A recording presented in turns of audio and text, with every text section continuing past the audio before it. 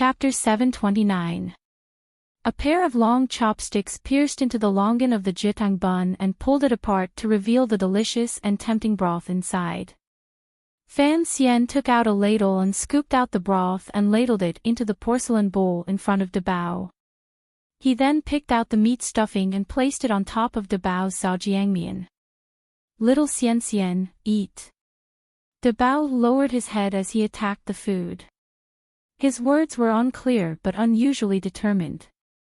Hearing his tone, he was truly worried that Fan Xian would give everything to him and that he wouldn't be full. Fan Xian looked at his brother-in-law and smiled. He used his hands to tear open the soft and white skin of the jitang bun and soaked it in the kelp soup. He casually took a few bites. Ever since he had taken over his position in the first bureau of the Overwatch Council, he liked to eat buns in Xinfeng restaurant. Each time he came to eat buns, he would bring Dabao. He knew that Dabao only liked to eat the meat stuffing and had no interest in the skin of the buns. Thus, it was suitable for the two brothers to work together. Glancing at the happy and sweaty Dabao, for some reason, Fan Xian's heart began to ache. He didn't know if he would have such an opportunity to waste time with his brother-in-law in the future. He liked being together with Dabao. Only when he was with Dabao could he truly relax. He could tell Dabao all of his secrets, his views of the world, and he wouldn't have to worry about Dabao betraying him. After today, it would probably be very difficult to eat buns with Dabao again.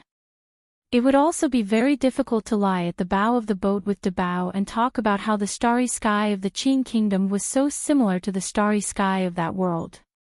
Fan Xian's face still carried a warm and encouraging smile as he looked at Dabao, but he sighed in his heart. He couldn't taste his food. Grabbing a towel beside the table, he wiped away the grease on his hands and turned his head slightly. Separated by the railing of the second floor of Xinfeng restaurant, he looked at the two yamens across the street. The Supreme Court of the Qin Kingdom and the first branch of the Overwatch Council were both across the street from Xinfeng restaurant. Today was the 7th day of the new year. It was the first day of duty for court officials after the end of the year. On this day, other than the interaction between the various departments, the exchange of well-wishes, and the exchange of red packets, there were actually no important political matters that needed to be handled. Inside a yamen, everyone was basically having a tea party. From the main official to the lowest level of scribes, everyone was holding a teapot, eating melon seeds, and chatting leisurely. This was the custom of the entire world's officialdom. Even the one in the palace knew this. After all, it was the atmosphere of the new year. When on duty, it was very idle and there was nothing to do. Naturally, the shift ended even earlier. It was clearly not time yet. The sun hiding behind the cold clouds in the sky had not yet moved to its southern zenith. Across the street, many officials walked out of the yamen of the Supreme Court. These officials met up with the officials from the other departments who had been waiting outside the yamen. Like birds and beasts, they scattered on the street. No one knew where they had gone to enjoy the delicacies of Jingdo. On the first day of duty, it was not a crime to eat and drink at noon. It was even possible that after getting drunk, they would return to their manners to rest in the afternoon. Different from the Supreme Court, the first branch of the Overwatch Council's yamen, which was clearly much more wretched and sinister, still had its doors tightly shut. There were no officials going in to do business, and there were no idle people walking around laughing and laughing. A depressing atmosphere that made one's head droop emanated from the courtyard. Fan Xian looked calmly at the familiar courtyard, which he had once controlled with one hand. He knew very well why it was like this. The Overwatch Council was facing a bleak storm. Its position in court had dropped 1,000 li, particularly in the previous month. Many Overwatch Council officials had been arrested by the Ministry of Justice and the Supreme Court on some groundless charges. Although they knew that it was the Imperial Censorate leading the purge, the Overwatch Council seemed to have lost its former magic. It was no longer able to gather its true power and give the most powerful counterattack. With He Zongwei at the head, the imperial censorate faintly suppressed Hu the scholar and began to lead the entire system of civil officials to launch an attack on the Overwatch Council. No one knew how many Overwatch Council officials had welcomed cruel punishments in prison. The Qing Kingdom was no longer the Qing Kingdom with the old cripple. A wave of steady footsteps and self-contained laughter came from the stairs. About 7 or 8 officials walked up from downstairs. Looking at their clothing, they were all high-ranking officials. These officials did not go to the private rooms on the 3rd floor. Instead, under the guidance of the owner, they came to the railing and prepared to put up a screen and sit against the railing. Xinfeng Restaurant had not been famous in the past. Although it was opposite the Supreme Court and First Bureau of the Overwatch Council, the officials always felt that the place was too low class. Even in the private rooms, there were no girls to serve them, so they would rather go further. It was not until later that Fan Xian often came here to lean against the railing and munch on meat buns that he forcefully raised the reputation of Xinfeng Restaurant. From then on, there was an additional type of elegance. Most of the officials who came to Xinfeng Restaurant were from the Supreme Court. The main guest was Ho Jichang, who had just been transferred back to the capital from Jiaozhou. The officials of the Supreme Court knew that this person, who had once been one of Fan Xian's 4 disciples, had now put down his status and thrown himself under the tutelage of Scholar He, who had once been as famous as him. Only then did he have the wonderful matter of being transferred directly into the Supreme Court. The changes in the world truly made one sigh. The officials couldn't help but feel some disdain toward Ho Jichang's betrayal of Fan Xian. However, no one was willing to show it on their faces. It was Ho Jichang's first time in the Supreme Court, so he was invited to Xinfeng Restaurant to treat. In order to give Scholar He face, even the deputy of the Supreme Court personally came to accompany him. Arriving at the railing, the officials prepared to sit down. Before the screen came up, they could see the table on the other side of the railing. There were only 3 people at that table. A person who looked like a bodyguard had clearly finished eating and was looking around warily. The fat man facing the officials had his head lowered and was chewing fiercely. The person facing the officials was wearing commoner clothing. He raised his head to look at the other end of the street. It was just his back view, but it made everyone's heart thump.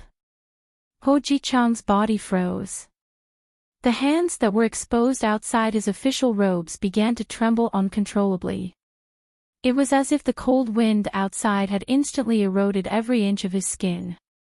The other officials of the Supreme Court had only been shocked by the bleak back view and did not recognize that person's identity. Looking at Ho Jichang's deathly pale face, they couldn't help feeling incomparably shocked. They followed Ho Jichang's gaze and looked again. Finally, they understood where Ho Jichang's fear lay. After a moment of awkward silence, the deputy furrowed his brows and gently patted Ho Jichang's shoulder. In a quiet and comforting voice, he said, "Sit." Ho Jichang sat down restlessly. After a long time, he sighed with some shame. If this had been any other time in the past, this table of officials would certainly have gone to that table to respectfully greet Fan Xian. Now, not only did Fan Xian not have any official positions, but even his status as a first-rank duke had been taken away by the emperor. He had become a completely white person and was nothing more than a commoner.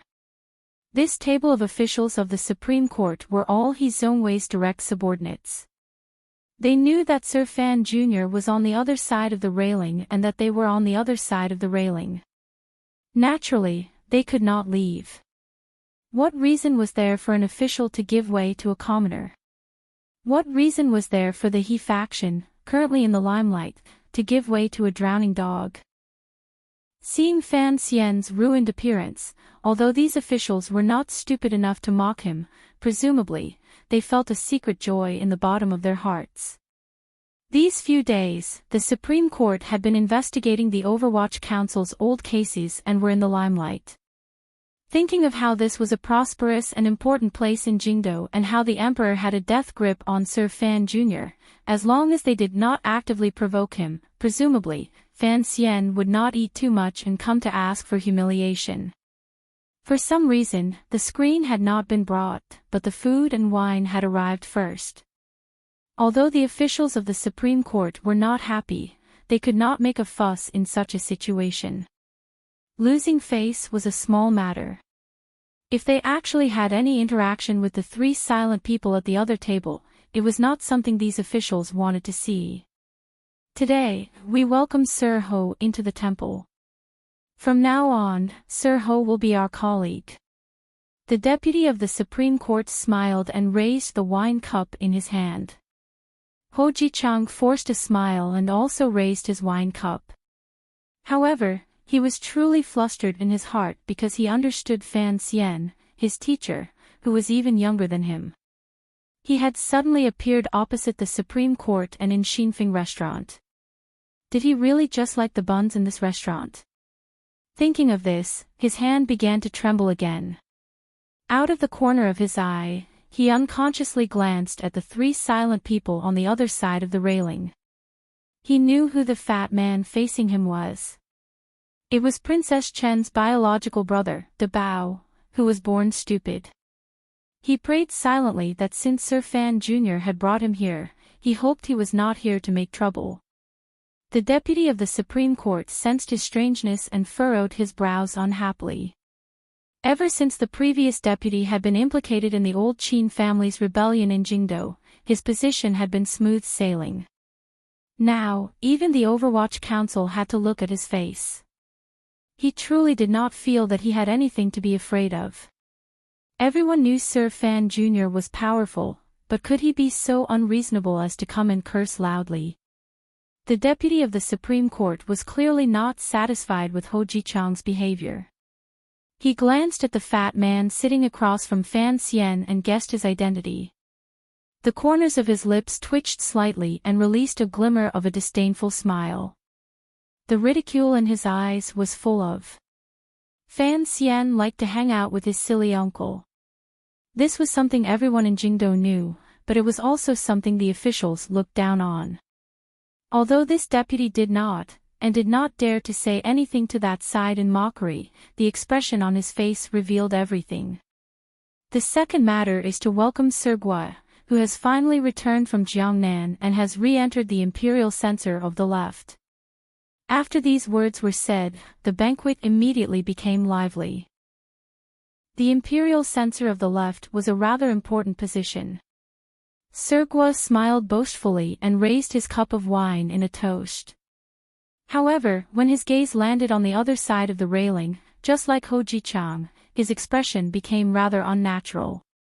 Imperial Censor Gua's surname was Guozheng. He was the person who had wanted to punish Fan Xian in the Jingdo government.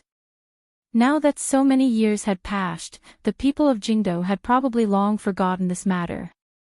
However, Guozheng believed that Fan Xian would not forget, and he would not forget. Because in the Jiangnan Palace treasury matter, Guozheng had also stood against Fan Xian. The wine hadn't gone through 3 rounds when the 3 silent people on the other side of the railing had already finished eating. Fan Xian held De Bao's hand and walked toward the stairs. Ting Zijing followed silently behind.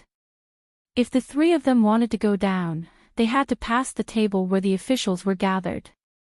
Unexpectedly, the officials at this table all quieted down at the same time with a glimmer of nervousness, waiting for the young master to quickly leave.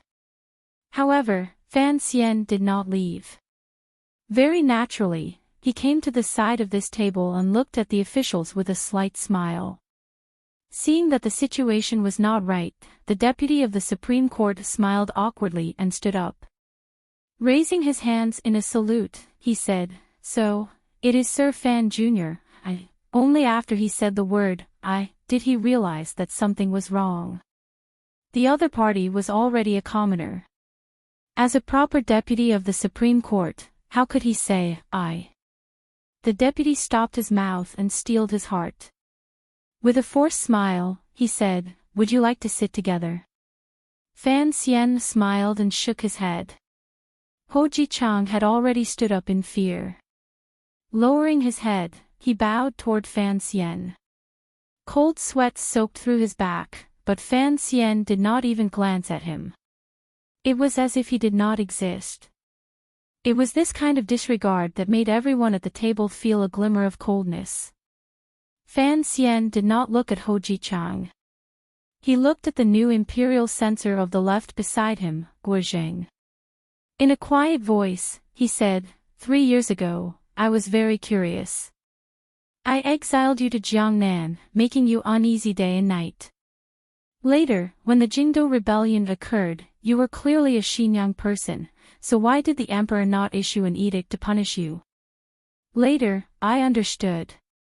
You saw that the situation was not right, so you abandoned my poor mother-in-law and used your old friendship in the imperial censorate to hug He Zongwei's thigh. Fan Xian smiled and shook his head with a sigh.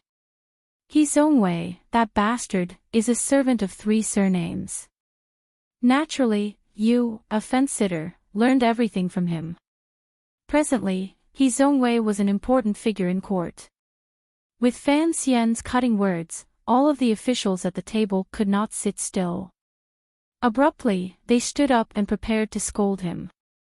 I was wrong. He Zongwei is not a servant of 3 surnames. The previous masters he served were all surnamed Li. Fan Xian shook his head. It should be said that he is a loyal dog of the Li family. The deputy of the Supreme Court finally couldn't resist and said something with a cold expression. However, Fan Xian seemed to not have heard it. He only looked coldly at the trembling Guozheng. Enunciating each word, he asked, for you to be transferred back to Jingdo to take up the post of imperial censor of the left, presumably you have performed a great service in Jiangnan. I was wondering if the deaths of my subordinates in Jiangnan had anything to do with you. Guozheng steeled his heart and said in a cold voice, I am carrying out my duties by imperial edict. Does Sir Fan Jr. have any objections? Very good, you finally have some backbone. This is what an imperial censor should be like, Fan Xian slowly said. I knew you were entering the capital today, so I made a special trip here to wait for you. The atmosphere in Xinfeng restaurant immediately became like the calm before a storm. It was so quiet that it made one's heart palpitate. Especially waiting for Guozheng. What did this mean? Although, until now, no one believed that Fan Xian would risk universal condemnation and do something to disgrace the court in such an important place in Jingdo, looking at Fan Xian's increasingly indifferent face, everyone felt a glimmer of coldness and fear. There were not many guards following these officials into Xinfeng restaurant. After all, no one would have thought that such a major incident would occur right across the street from the Supreme Court. Feeling the strange atmosphere upstairs, a few guards rushed up and watched the scene nervously. Fan Xian smiled. The deputy of the Supreme Court smiled awkwardly along with him. Guozheng smiled very awkwardly. Then, a plate of food landed directly on Guozheng's face. Vegetable juices and broken porcelain flew together. At the same time, the imperial censor's face split open, turning into countless rays of light that sprayed out. What sprayed out at the same time was the fresh blood that sprayed out from Guozheng's face. Fan Xian pulled back his hand and pressed it against the back of Guozheng's head, pressing it directly into the hard pear-wood table. Such a hard table forcefully pressed a head made of flesh and blood into it. With a crack, a few fine cracks appeared on the surface of the pear-wood table. Guozheng's cervical vertebra was completely broken. Blood seeped out from the gap between his facial bones and the pear-wood table like black water. He didn't even have time to grunt. Sir Guozheng, who had just performed a great service for the court in Jiangnan and had returned to Jingdo to take over as the imperial censor of the left, was slammed into the table by Fan Xian's palm and became a dead man. There was a death-like silence. Everyone present stared stupidly at the deeply sunken head on the table and the table full of blood mixed with vegetable juices. They were speechless because no one dared to believe the scene they saw. Everyone thought it was an illusion. Killing on the street. Killing an official of the court. Killing an imperial censor of the left in front of so many officials. This was something that had never happened in Jingdo before. It was also something no one could imagine. No one could react at all. They only watched this scene as if they were watching an absurd play. Finally, an official reacted. He let out a terrified scream. Then, his eyes rolled back and he fainted. The guards charged over and attacked Fan Xian. However, there were only a number of muffled thuds. A few fainted bodies appeared on the wooden boards of the second floor of Xinfeng restaurant. Fan Xian continued to stand quietly by the table as if he had never attacked. The deputy of the Supreme Court extended a trembling finger and pointed it at Fan Xian. It was as if he had seen a demon from the netherworld suddenly walking under the sunlight. He couldn't say anything. His throat only made pitiful whimpering sounds. Fan Xian's eyes were expressionless. He looked at him coldly and asked, "I heard that during this month, the Supreme Court, under your orders, has used a great deal of torture on my subordinates. 3 of my subordinates were tortured to death by you in prison." The deputy of the Supreme Court suddenly let out a loud cry and turned to run like a rabbit. Looking at his momentum, it looked like he was going to flip over the railing. Even if he fell heavily, he was going to run out of Xinfeng restaurant. However, since Fan Xian had already begun to act, how could he let him escape? There was only the sound of a gust of wind brushing past the pavilion of Xinfeng restaurant. There was another crisp crack and a muffled thud. The deputy of the Supreme Court cervical vertebrae snapped. His head was also smashed wretchedly into the hard pear wood table. Blood began to flow down the table, and the heads of the 2 officials of the imperial court sank into the table, unable to escape. Their corpses were half kneeling on the ground, and the tips of their feet, which were wearing thick boots, were still twitching. It was a horrifying scene. Killing 2 people on the street filled Xinfeng restaurant with the cries of ghosts and wails of deities. However, Fan Xian's expression did not change. He turned around. A waiter from Xinfeng restaurant had unknowingly appeared behind the crowd and handed over a steaming hot towel. Fan Xian accepted the towel and carefully wiped his hands. He then threw the towel to the ground with some disgust. Holding De Bao's hand, he walked down the stairs and said to the waiter, "You can begin." From the moment Fan Xian walked to this table to the moment he used the cruelest method to kill the 2 court officials to the moment he walked down the stairs and left, he did not glance at Ho Jichang. With a pale face, Ho Jichang's lips trembled. He withdrew his gaze from the stairs and looked at the 2 corpses. Looking at the blood flowing on the table, he didn't know whether it was brain or bean curd. Endless fear took over his whole body. Finally, he couldn't help but bend over and vomit uncontrollably. "Take uncle back to the manor." Below Xinfeng restaurant, Fan Xian helped De Bao onto the carriage and spoke to Ting Zijing. He then watched the black carriage head toward the south of the city. Fan Xian, alone, began to head in the direction of the royal palace. Fan Xian was not worried about the safety of the carriage going home. Along the way, there were swordsmen of the 6th Bureau responsible for protecting it. Just as he had said in Xinfeng restaurant, killing was to avenge the subordinates of the Overwatch Council. Although he was no longer the director of the Overwatch Council, as long as he wanted to, he would always be the director of the Overwatch Council. The shadow returned to Jingdo and reorganized the 6th Bureau assassins who had long been hiding in the dark.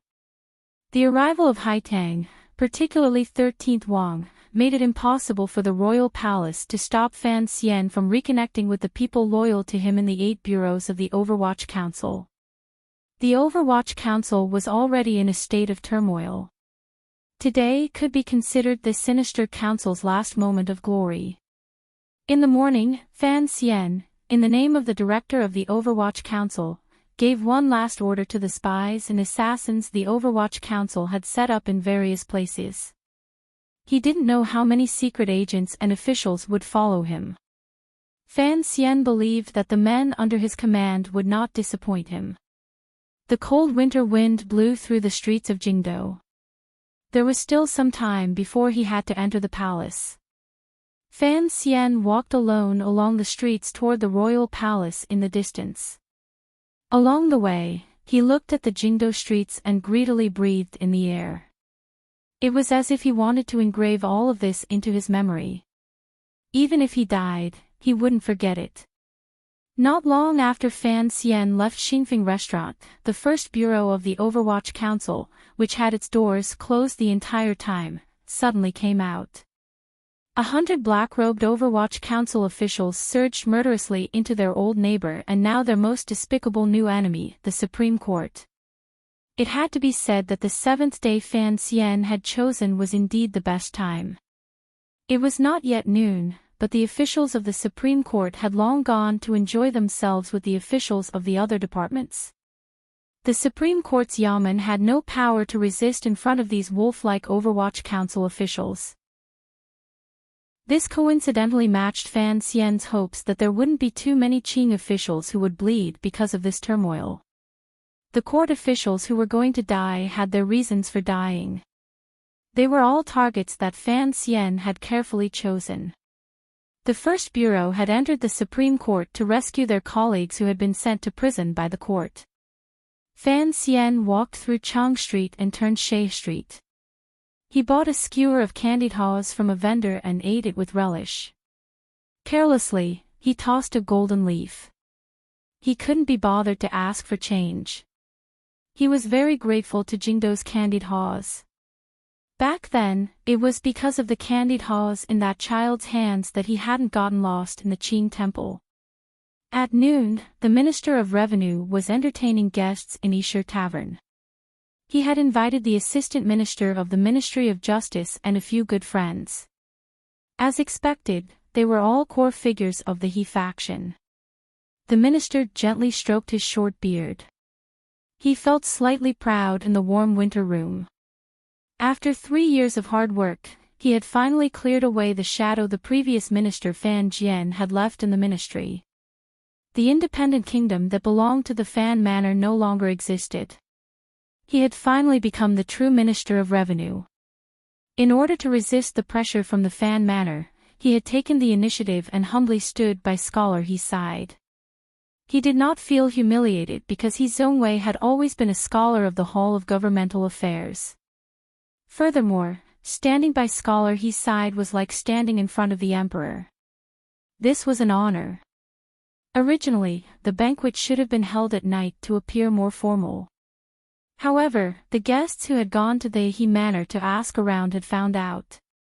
Furthermore, after the court meeting before the new year, Scholar He had to explain that there were matters to be done in the palace on the 7th. Thus, Scholar He could not personally attend the banquet. Thus, the time had been moved to noon. Although he was slightly disappointed, the Minister of Revenue also let out a breath. Scholar He was not here, so he was the highest-ranking official at this table. Hearing the flattery by his ear, how happy was his mood. He had just reported to Scholar He's will. The Ministry of Revenue had forcefully interfered and played the Jingdou Yamen to the point where they wished they were dead, forcing the stubborn Sun Jingxiu to quietly resign. In the end, he still could not pay the silver to discuss his crimes and was sent to prison. The minister began to feel like he wished he were dead. What did you have to fight with me? Isn't it just because you have a good daughter? After your daughter is sold to the musical house, I'm going to secretly make your daughter feel like she's about to die. The alcohol had gotten to his head. Just as the Minister of Revenue was circling around the words, "Wish he were dead," he did not notice a cunning and sinister light flash through the eyes of the woman serving everyone in the warm room. The minister did not know that the poison in the Wuliangye he drank was enough to make him wish he were dead countless times. On the 7th day of the first month in the 11th year of the Qing calendar, Yishe Tavern caught on fire. The warm room was reduced to ruins. The Minister of Revenue, the Assistant Minister of the Ministry of Justice, and a few other core officials of the He faction died in the fire from drinking in the line of duty. By the time the fire started, Fan Xian had already finished eating the candied haws. Carrying a newly bought black cloth umbrella, he walked to the beautiful Tianhe Street. He casually tossed the bamboo stick with the sugar residue into the unusually clean pond by the side of the street. He shrugged his shoulders, not at all blaming himself for his actions of polluting the environment. Then, he glanced at the black stone tablet in front of the Overwatch Council's main door that was being taken down and the decreasing number of golden characters on it. He stared at it for a moment and then shook his head. Suddenly, a gust of wind blew past. Snowflakes began to float down. The snowflakes landed on the cold and cheerless door of the He Manor. Scholar, he was upright and righteous. He hated people giving gifts the most, so he kept 2 vicious dogs at the door. Many people knew that this move had been first created by Sir Yan Ruohai in Viscount Qinghai's manor. They couldn't help secretly mocking Scholar He for copying someone else's ideas. No matter what, these 2 vicious dogs had helped him gain a good reputation. The 2 dogs were angered by the slowly falling snowflakes and began to bark at the sky with all their might. What was the use of frozen dogs barking at the snow? The snow continued to fall slowly and steadily. With 2 sorrowful cries, the 2 vicious dogs fell dead to the ground. A dozen assassins wearing commoner clothing cautiously controlled the surroundings of the quiet He Manor and then quietly snuck into the manor. Fan Xian narrowed his eyes and looked at the sky. Opening the black cloth umbrella, he covered his eyes and the sky. The snowflakes accumulated on the black cloth umbrella and melted quickly. They were unable to gather together, which made him unhappy. Walking like this, he arrived in front of the royal palace. He did not go to the main door to wait for the message. Instead, he circled around the base of the royal palace. Under the watchful gazes of the imperial soldiers, he walked to a row of unremarkable single-story houses in the Hall of Governmental Affairs. Fan Xian pushed open the door and entered. Dusting the snowflakes off his body and head, he carefully placed the black cloth umbrella dripping with snow at the door. Smiling at the dumbstruck officials inside, he said, "Long time no see." Scholar He, who was sitting on the heated Kong and reading all kinds of memorials, slowly raised his head and glanced at the uninvited guest at the door. His brows furrowed. Chapter 730. The row of single-story buildings at the foot of the royal palace were unremarkable, but they were important places for the Hall of Governmental Affairs to discuss matters. Passing through a courtyard in the back corridor, one could directly enter the palace. It was the most important place. The imperial army and guards guarded it tightly. Even when the rebel army had surrounded the palace, they had not thought of opening a gap from here because there were still layers of palace walls behind the Hall of Governmental Affairs. In the blink of an eye, it had been almost 7 years since he left Danzhou in the spring of the 4th year of the Qin calendar. Other than the 2 years he had stayed intermittently in Jiangnan, most of the truly exciting, tense, and memorable times of Fan Xian's second life had been in Jingdou. His life and identity were different from most people in the Qin kingdom. He had entered the palace too many times. It was as easy and comfortable as going home. Regardless of whether it was his identity as the commissioner of the Overwatch Council or his identity as the emperor's illegitimate child, the restrictions of the palace did not exist for him. On the 7th day of the new year, Fan Xian strolled to the row of single-story buildings below the royal palace like he was taking a stroll. Although the new year had just passed, the Hall of Governmental Affairs was still busy. Officials from various departments had come to discuss matters. No one noticed a figure holding a black cloth umbrella in the snow. Entering the inner area, the imperial soldiers and guards responsible for inspection were dumbfounded by Fan Xian's warm smile. They watched in a daze as he walked in. Fan Xian had come too naturally.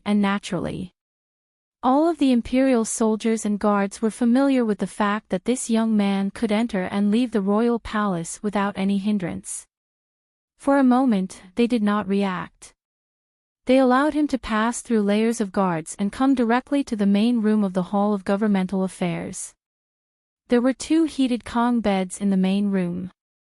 A few layers of things were thrown haphazardly on top. Memorials from various places, as well as edicts the emperor had drafted, were piled everywhere.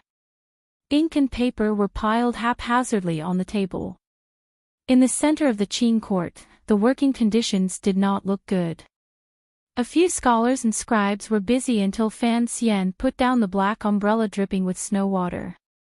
The main room of the Hall of Governmental Affairs was silent. Everyone stared in a daze at Fan Xian. They didn't know why this figure, who had been severely punished by the emperor, would suddenly appear here.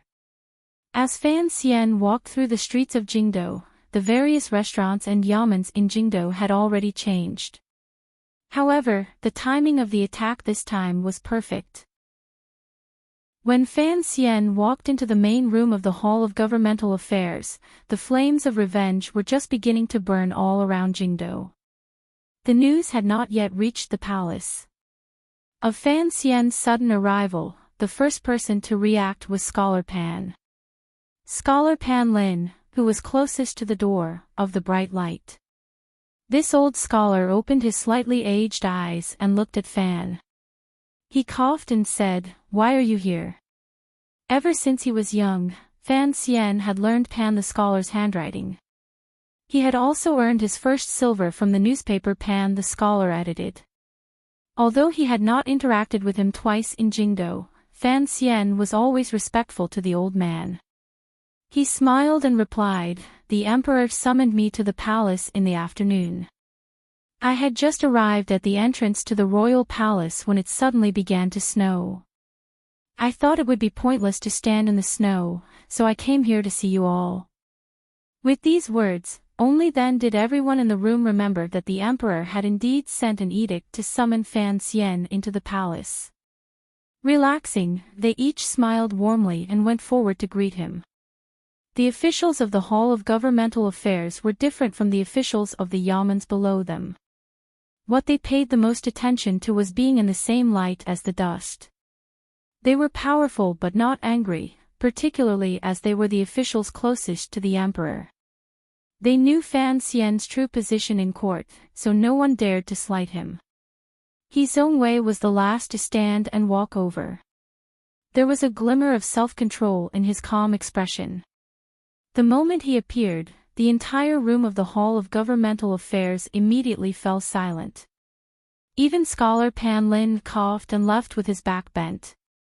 Everyone knew that Scholar he was following the emperor's edict and doing his best to attack the pitiful power Sir Fan Jr. had left behind.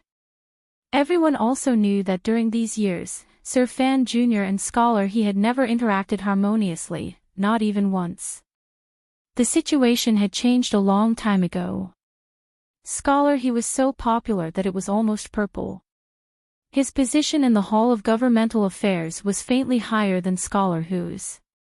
Faced with Fan Xian, who had sunk into a difficult situation, what would he say or do?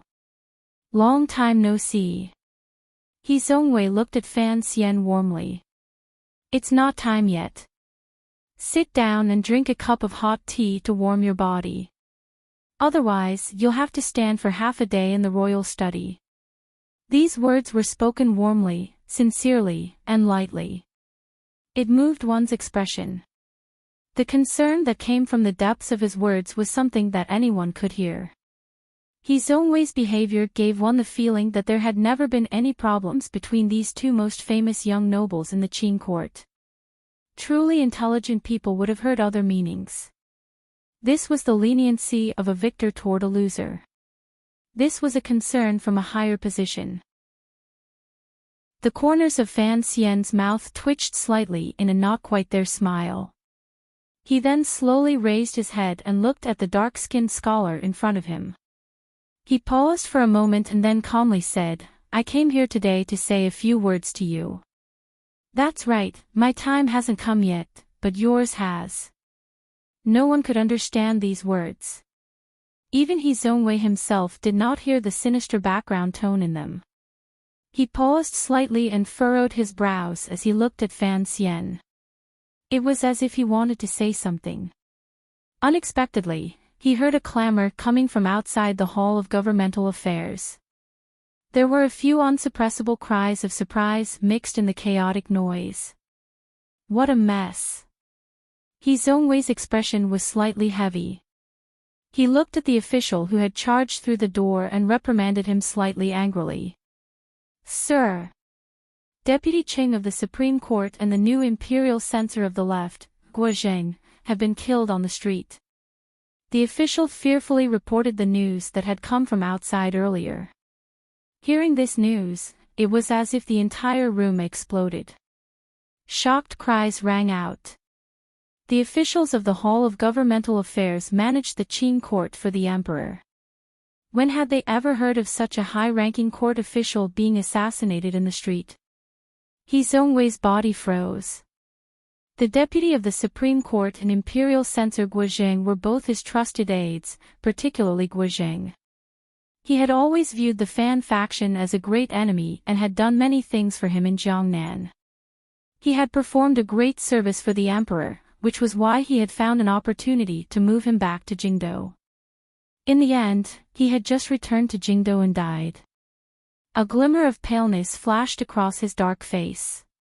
It quickly returned to normal. He abruptly raised his head and stared at Fan Xian's handsome face. His eyes narrowed and glowed with a cold light. Without waiting for He Zongwei to open his mouth to speak, Fan Xian gently lowered his eyelids. Amidst the cries of surprise, he quietly said, "The Minister of Revenue is also dead, as are 2 vice ministers. This is the list I drafted. Take a look and see if you missed anything." After Fan Xian said this, he took out a thin piece of paper from his clothes and handed it over. He Zongwei's hand began to tremble uncontrollably. He accepted the paper and scanned it roughly. He saw the names and positions of a dozen officials. They were all his trusted aides. After Fan Xian handed the list to Scholar He, the entire room in the Hall of Governmental Affairs immediately fell silent. It was so quiet that one could hear a pin drop to the ground. Fan Xian carelessly rubbed his temples and inserted the thin needle between his fingers back into his hair. Calmly, he said, "I don't want to kill innocent officials, so please confirm. If these are all your people, then I can rest easy." The slip of paper full of names floated to the ground. The room was silent. At this moment, everyone knew that the bloodshed in Jingdou had been caused by Sir Fan Jr. However, they didn't know if what he said was true. Had all those court officials died today? He Zongwei understood Fan Xian, so he knew Fan Xian was not lying.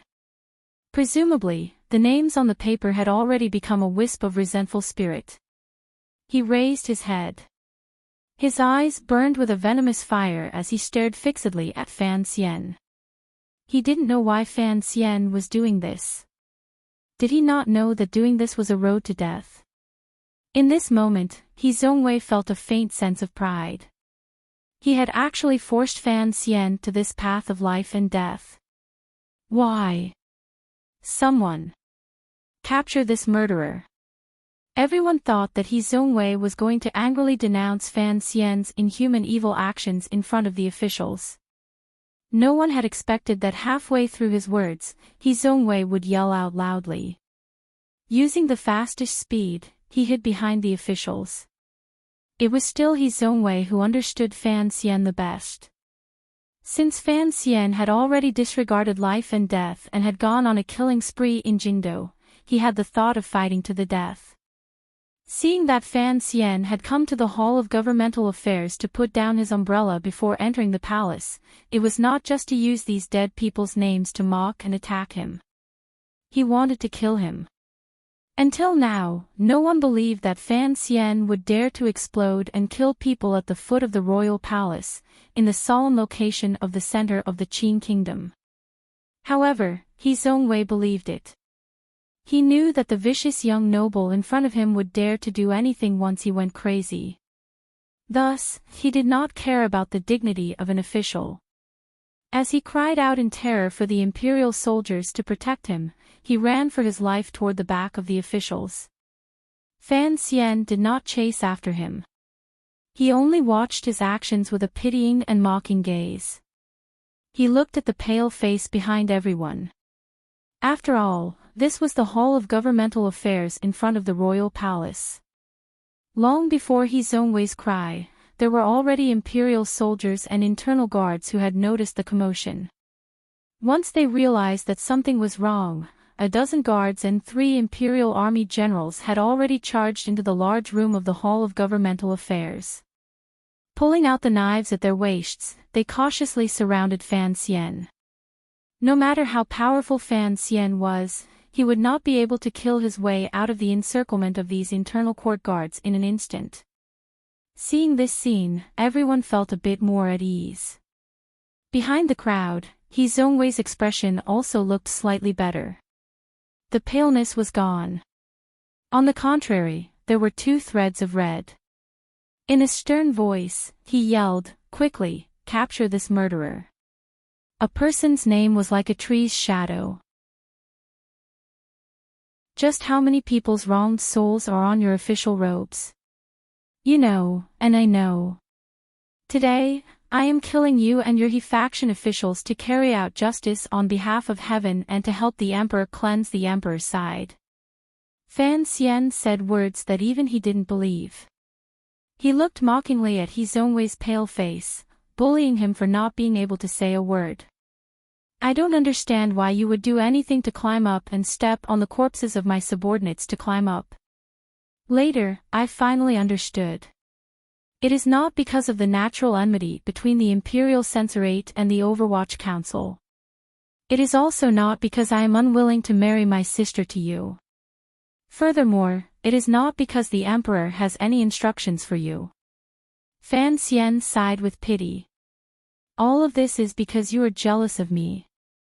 You are not as good as me in literature, martial arts, reputation, or power. No matter how hard you work or how many big black dogs you raise, you will never be able to catch up to me in this lifetime. Of course, you are not convinced. You are not convinced that I have a good father and mother. However, this is fate. What is there to be unconvinced about? A few soybean-sized beads of sweat rolled down He Zhongwei's pale forehead. He stared at Fan Xian with a pair of hateful eyes. He wanted to angrily say something, but he didn't have the strength to open his mouth. He already had no strength to stand. Dispiritedly, he sat on the side of the Kong. This is grievance. The grievance of the Emperor is the source of internal chaos in the Qin kingdom. Fan Xian stared at He Zhongwei sitting on the side of the Kong. Enunciating each word, he said, "Too much grievance prevents heartbreak. Today, I will grant you a heartbreak."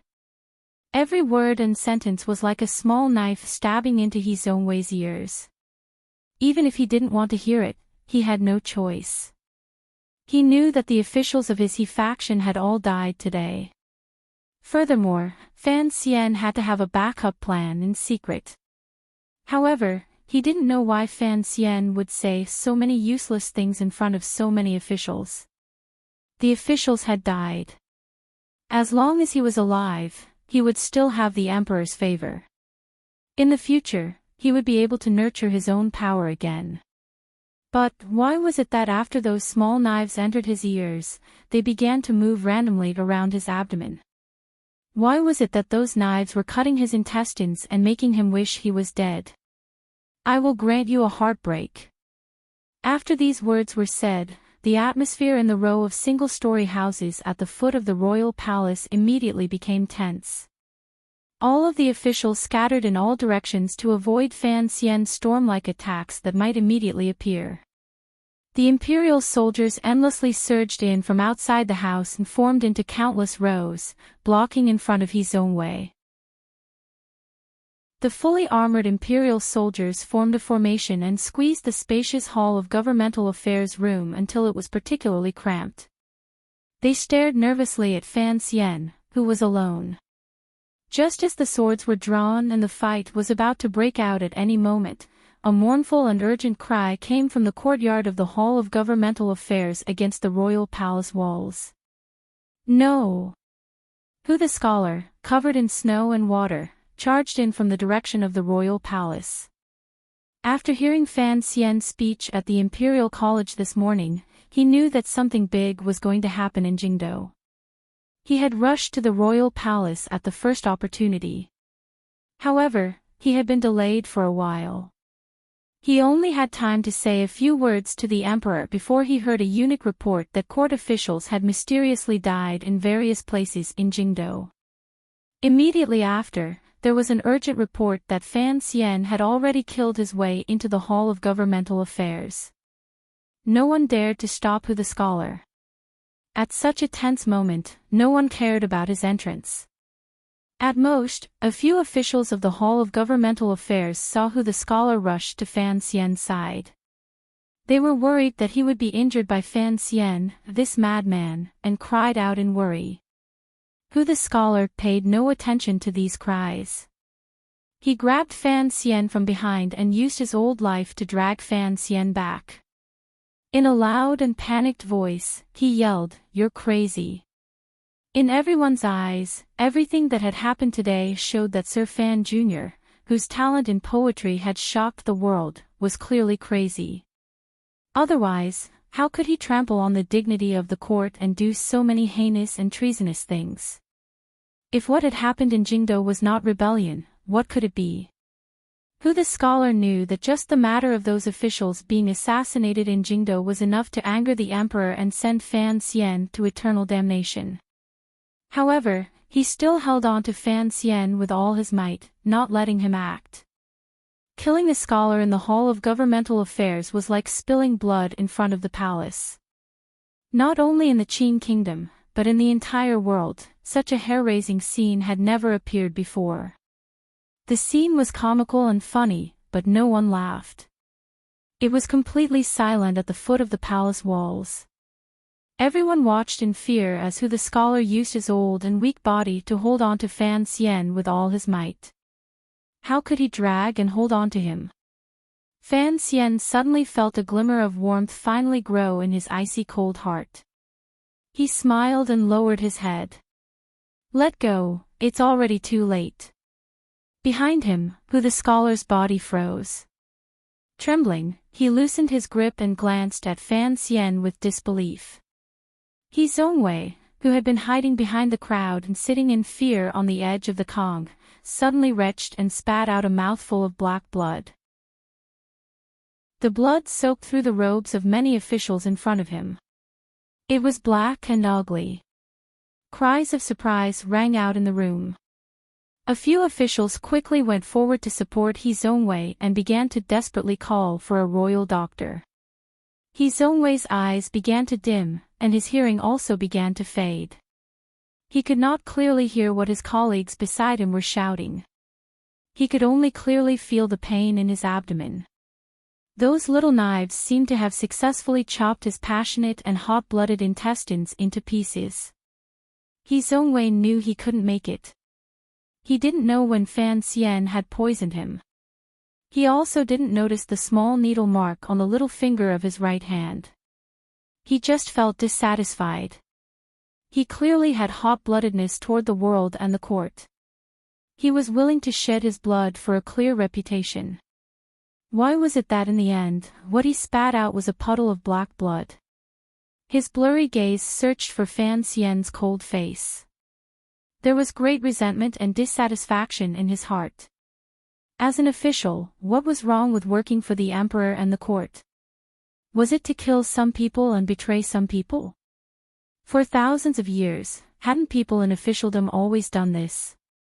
Did Fan Xian not let innocent people die because of him? You didn't have to betray anyone because you were born to be the master, while we were born to be the servants. He Zhongwei wanted to angrily ask Fan Xian, what right do you have to use those strange reasons to kill me? You're just a wastrel who doesn't see the big picture and only does things according to your own likes and dislikes. However, in the end, he couldn't say this question. The black blood gushing endlessly from his lips stopped him from speaking and breathing. Just before the royal doctor rushed over, the scholar and imperial censor, the most popular person in the Qing court these 3 years, He Zongwei, died at the foot of the royal palace, in the yamen of the Hall of Governmental Affairs. He spat up blood and died with his intestines broken. During this process, Fan Xian had been watching He Zongwei calmly and coldly, even callously. He watched him vomit blood, watched him struggle in pain, and watched him take his last breath. The expression on his face remained calm and did not change at all. He didn't know of He Zongwei's resentment and dissatisfaction before his death. He didn't need to know. The officials who died on the 7th day of the 1st month in the 11th year of the Qing calendar, including He Zongwei himself, were actually just preparatory work. He Zongwei's death had nothing to do with his likes and dislikes. It was for the people he had to protect. For the people in Jiangnan, Xiliang, and Jingdo who had already died, this official the emperor had raised specifically to deal with Fan Xian had to die. This was just one part of the machine-like calm calculations. Fan Xian only needed to confirm this person's death. He didn't sigh too much in his heart. There was still time to sigh about things before he died. The scholar stared in a daze at He Zongwei's body. He then turned his head heavily and looked at Fan Xian's icy face with an angry, disappointed, and dazed emotion. An icy voice squeezed out of his chest. "Capture this murderer." He stood by Fan Xian's side, disappointed and angry. He gave the order to capture and even kill Fan Xian. He didn't care that Fan Xian could casually stretch out his hand and have him follow He Zongwei in death. Naturally, Fan Xian would not kill him. He looked at the scholar and smiled apologetically. Just as the imperial soldiers charged forward, the head eunuch of the internal court, Eunuch Yao, finally arrived at the Hall of Governmental Affairs. In a sharp voice and powerful zhenqi, he yelled, "The emperor has an edict to bring the traitor Fan Xian into the palace."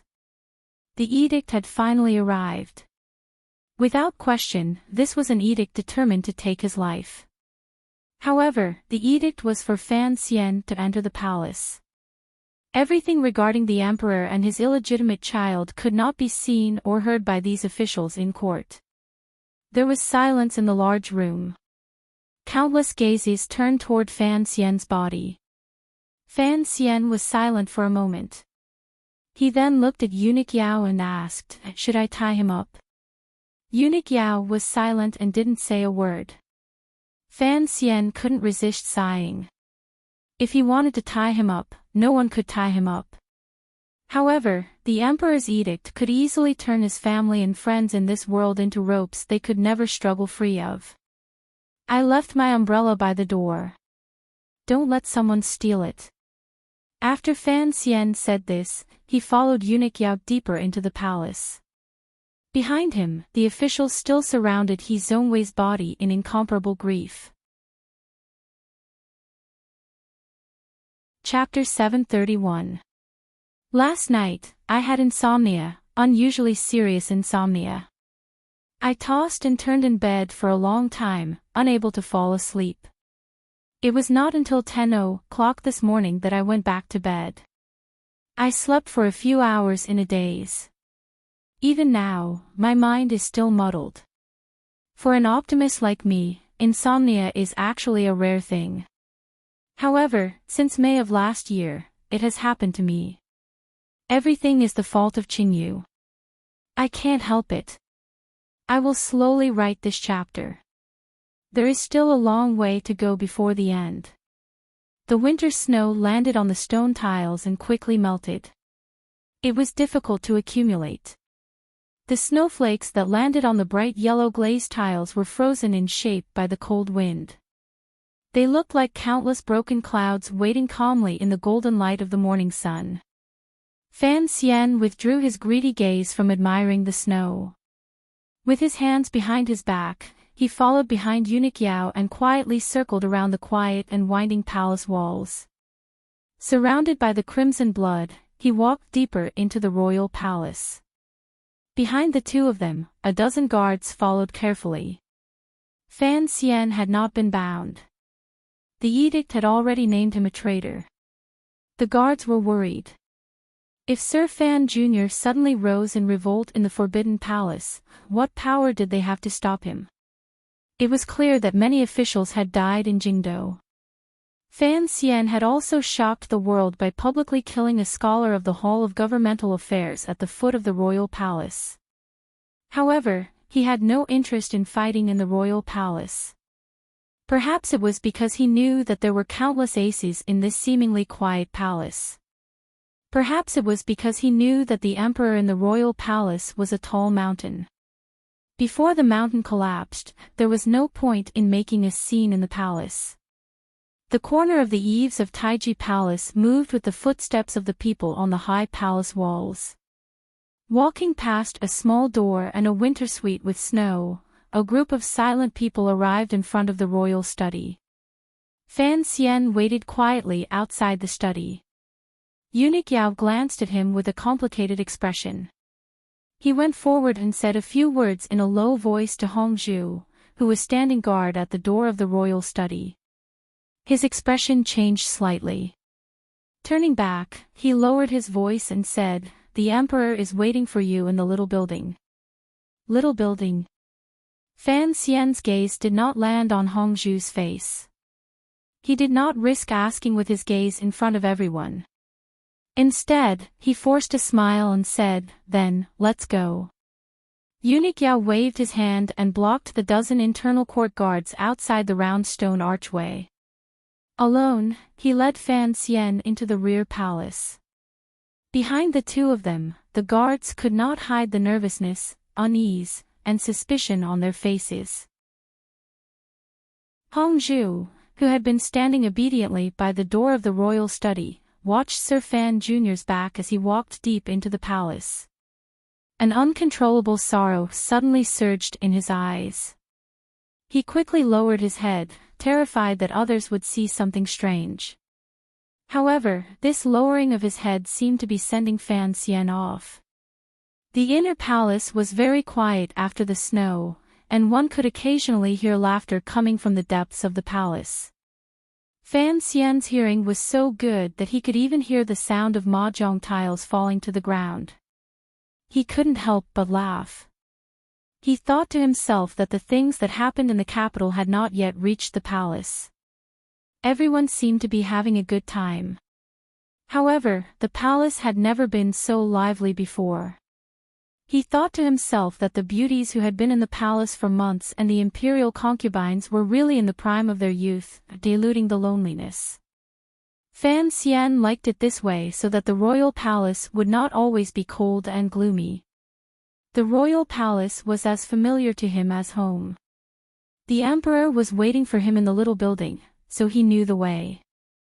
Still holding his hands behind his back like a scholar, he walked unhurriedly toward the northwest corner of the royal palace. Eunuch Yao had fallen behind him. At this time, there was no point in rushing.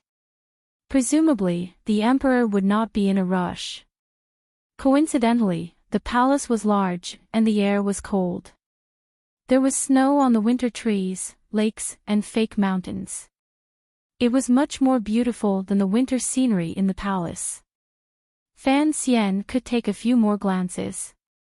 However, as he walked steadily step by step, Eunuch Yao's gaze, which fell behind him, had an additional meaning.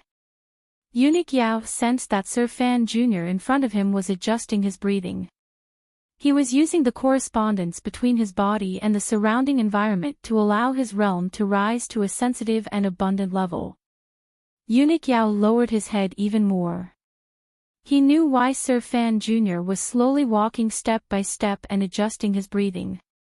Walking past the winter tree garden, around the side of the fake mountains, and onto the wooden stack on the cold lake, he was just about to cross the lake and past the snow pavilion where he had once talked long with the emperor during a snowstorm.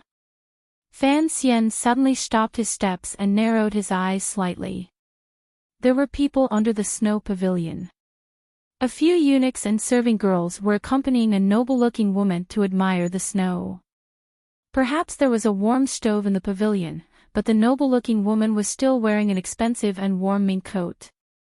After a moment of surprise, Fan Xian smiled and continued to walk toward the pavilion. He had not thought that he would run into a concubine in the palace on such cold weather. Entering the palace today, he would not go see Yi Guiping. He would also not go see Lady Ning and Lady Shu in the cold palace. He had even purposely avoided them. That was why he had chosen this plank path above the lake. Unexpectedly, he had still run into one. Naturally, he would not go and hide. Eunuch Yao followed behind him and did not dare to make a sound for him to choose another path. The two of them entered the pavilion. The people in the pavilion were shocked. It was clear that they had not thought that outsiders would enter the palace at this time. A sharp-eyed serving girl saw a eunuch Yao with his head lowered behind Fan Xian. She quickly half-crouched in greeting and quietly guessed the identity of the young scholar in front of her. Fan Xian stood in the pavilion and also felt surprised. He thought to himself, it has only been a few months, how come the serving girls in the palace have changed so much that they don't even recognize me anymore? As he thought this, his gaze unconsciously landed on the concubine sitting in the middle and refused to leave for a long time. This concubine was about 15 or 16 years old. Her appearance was still young and beautiful. Today, she wore hairpins and rings, proper makeup, and luxurious clothing. It forcibly brought out a sense of nobility and pride. There was a sense of unsuppressible pride in the concubine's eyes. Looking at Eunuch Yao, she asked, "Has the emperor eaten lunch?" Eunuch Yao did not reply. He only smiled. He thought to himself that it was not a good choice to act like a favored one at this time. The people in the pavilion immediately felt it was strange. Particularly after noticing the young scholar's gaze, they felt incomparably angry. They wondered where such a bastard had come from. Fan Xian stared in a daze at the concubine's slightly bulging belly. Although she was wearing a thick fur coat, he could still see it clearly. He immediately knew that the noble sitting in the pavilion in front of him admiring the snow was the favored concubine Mei. It was this woman who was pregnant with the emperor's dragon seed. There was a deathly silence in the pavilion. Fan Xian looked calmly at concubine Mei's belly for a long time. The expression in his eyes was very complicated. To stare at the emperor's woman so nakedly, particularly at this position, was truly rude. Where did this bastard come from? Where are those thieving eyes looking? A young serving girl stared at Fan Xian and reprimanded him in a sharp voice. Looking at her appearance, she was about to immediately go forward and slap Fan Xian. This serving girl was a servant girl concubine Mei had brought in from outside the palace. These days, the master followed the son's status, and the servant followed the master's status. She was very arrogant and proud in the palace. Even the concubine in Shufang Palace greeted her warmly. She had cultivated an arrogance for a lifetime. She had never seen a man like Fan Xian in the palace. Fan Xian's eyes narrowed slightly. He looked at the serving girl walking toward him with a face full of anger and did not move. Eunuch Yao's heart froze. He had been at the emperor's side these days and had not paid much attention to matters in the back palace. He had not thought that the servants at concubine Mei's side would be so domineering and blind. With a crisp slap, Eunuch Yao floated forward and viciously slapped the serving girl to the ground. He then quickly retreated behind Fan Xian and said in a low and humble voice, "Sir Fan Jr., the emperor is still waiting for you." Fan Xian smiled and glanced at him. "What are you so nervous for? Are you afraid I'll kill her?" Eunuch Yao smiled foolishly and didn't say anything. He thought to himself, "You're adjusting your breathing step by step. The killing intent in your body has long reached a peak and is sealed in your body without a sliver leaking out. If you actually touched a trigger, the casual anger of a superior 9th level ace is not something anyone can withstand. The serving girl was knocked unconscious to the ground. A trickle of blood seeped out of the corner of her mouth. The air in the pavilion seemed to freeze. Concubine May stared dumbfounded at this scene. She was so angry that she was confused. She could not understand why Eunuch Yao, the head eunuch of the internal court, would do this. Who was this young man? He dared not kowtow to her and stared at her so rudely. Only the eunuchs and serving girls serving at the side heard clearly the identity that Eunuch Yao had purposely pointed out. They finally knew that this young scholar who had entered the palace alone was the Sir Fan Jr. that the elders in the palace never forgot to warn about. They immediately lowered their heads nervously, not daring to look directly at him. Fan Xian calmly looked at Concubine May's angry face. He paused for a moment and then said, "It's cold outside. Go back to the palace and play mahjong.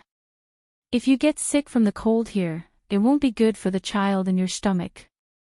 Don't think that the emperor will think you're a bit prettier when he sees you in the pavilion. Don't expect him to dote on you. Life in this palace is actually very simple. You just have to be a bit more obedient." His gaze landed on Concubine May's stomach again. He couldn't help but smile bitterly and shake his head. It had only been a short time, yet it was already showing.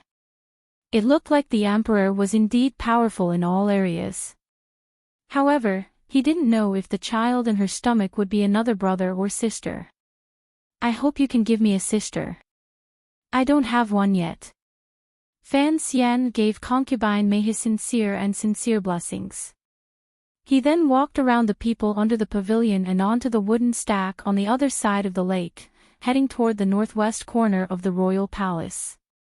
Concubine May forced herself not to cry with unusual difficulty. Emotions of anger and helplessness piled up in her heart. She unconsciously turned her head to glance at Fan Xian's back and couldn't help but shiver. In the end, she was just a girl of 15 or 16. After hearing the other person's identity from his last words, she involuntarily felt a bit afraid. Ever since she had become pregnant with the Emperor's dragon seed, she was proud on one hand and afraid on the other. She knew what the child in her stomach meant to the person in Shufang Palace, to this foreign official, surnamed Fan. She didn't think Fan Xian's last words were any kind of blessing. She only heard them as a warning.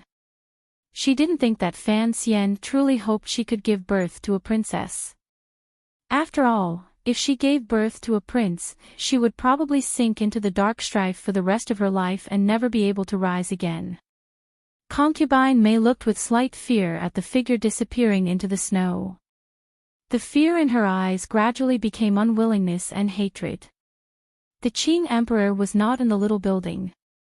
He was in front of the large abandoned palace in the northwest corner of the royal palace, watching the little building.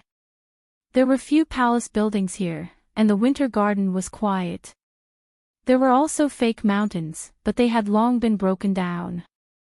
It was as if they hadn't been repaired for many years. Compared to the cold palace on the other side, it was even colder. In front of a patch of overgrown grass, Eunuch Yao quietly retreated. Alone, Fan Xian looked at the bright yellow figure between the little building and the long grass. Quietly, he walked over and stayed slightly behind. Just like when they were by the seaside in Danzhou, he accompanied him and watched the little building silently. This pair of ruler and official, father and son, were not silent for long. With his hands behind his back, the emperor calmly watched the little building. His thin lips moved slightly as he lightly asked, "Did you see Concubine May earlier?" "Yes." Fan Xian's hands were also behind his back. Hearing the emperor's question, he calmly replied, "Do you think the child in her stomach is a boy or a girl?" The emperor asked.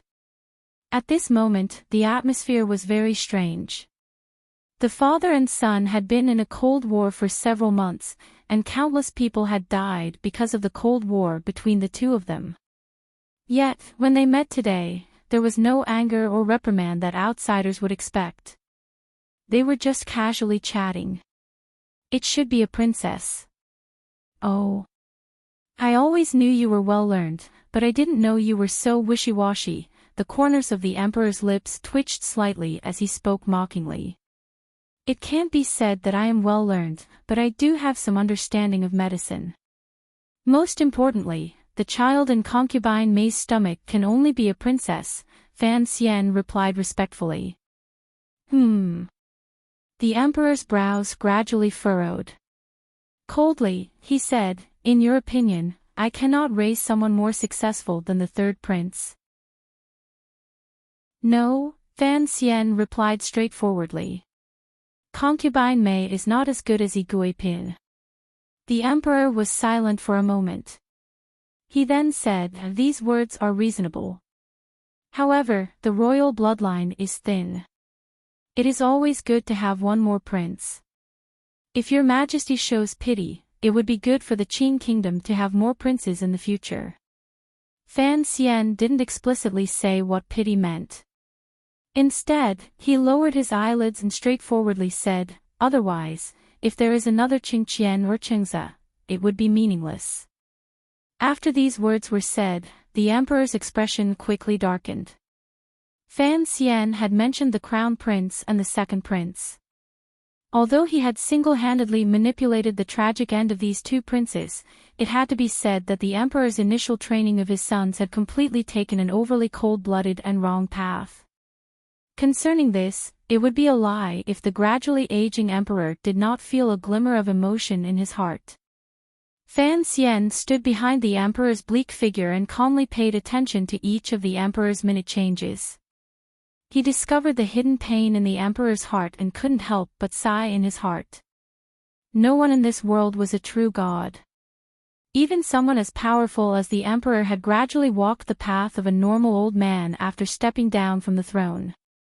The Qing Emperor's changes these years had been seen by Fan Xian.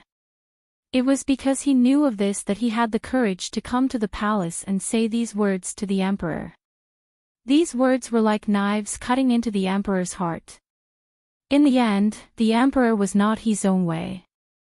In just a moment, the Emperor's face once again became the eternal and unchanging precipice of Dong Mountain.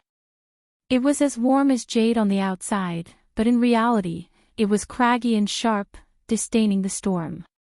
His own way is dead. The Emperor slowly opened his mouth and asked. Yes, your majesty. You thought hard in your manner for 7 days and 7 nights. I was wondering what trick you could think of that would move me. I didn't expect that in the end, it would still be such nonsense. The Emperor shook his head and said mockingly, you have truly disappointed me. Fan Xian smiled shamefully and replied, your majesty is like Dong Mountain, unaffected by thousands of years of wind and rain. In the end, I am only a commoner.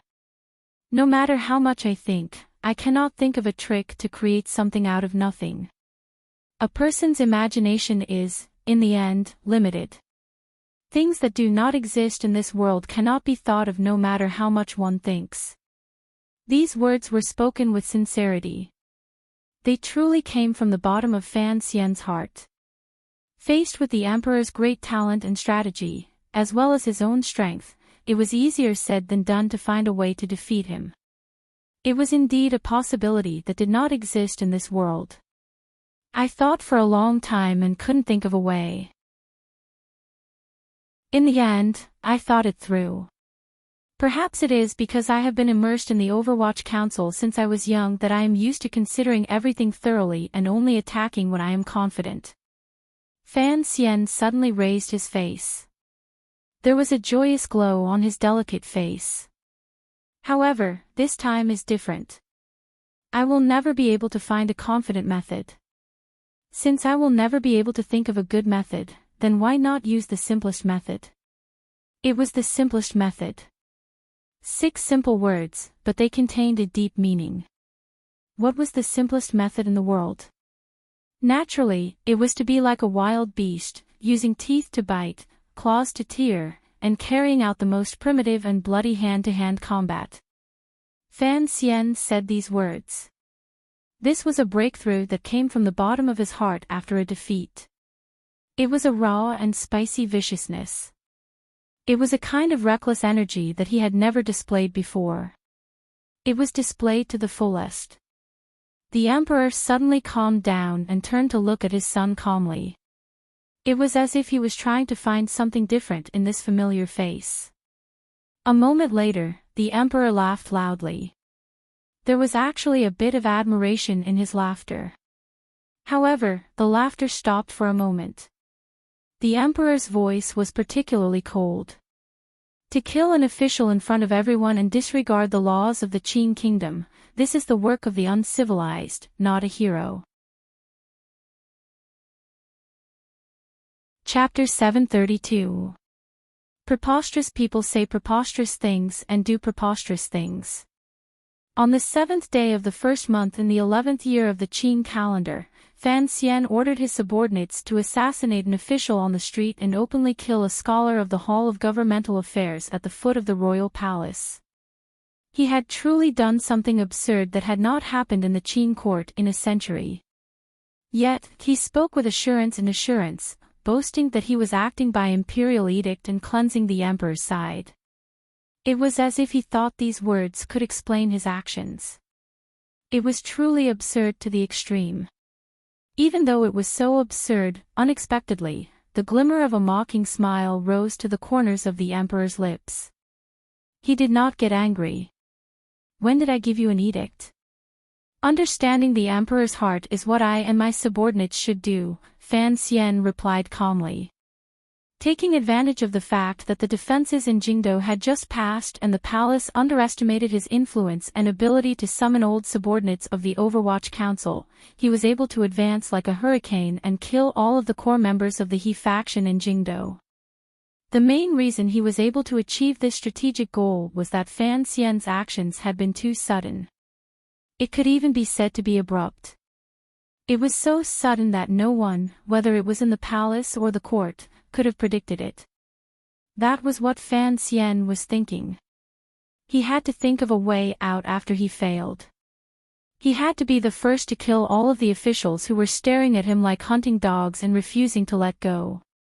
If he killed them thoroughly enough, if they actually failed in the future, perhaps the lives of the officials and subordinates he wanted to protect would be much better. The clap of thunder rang out, but it did not have the possibility of continuing. It was only a matter of an instant. The court would immediately react. Once the Qin kingdom's powerful national machinery operated at full power and the valiant military power entered Jingdo, Fan Xian's faction's power could only be easily destroyed, particularly in Jingdo. Presumably, the Jingdo garrison had already begun to join forces with the 13 city gate guards to begin the purge operation. The imperial army guarded the palace strictly and would not interfere. But that side alone was enough. Subordinates loyal to Fan Xian had already begun to sneak into the darkness. For Fan Xian, this was far from enough. He had to find a way for those loyal to him under the strict Qin law and the emperor's anger. This was the reason why he was saying these absurd things to the emperor. Scholar He's manor keeps 2 vicious dogs and has a reputation for being honest. However, his 2 brothers are also known as vicious dogs in the He family's ancestral county. They have taken the land and beauties and have not been polite to those they should have. The corners of Fan Xian's lips twitched up slightly.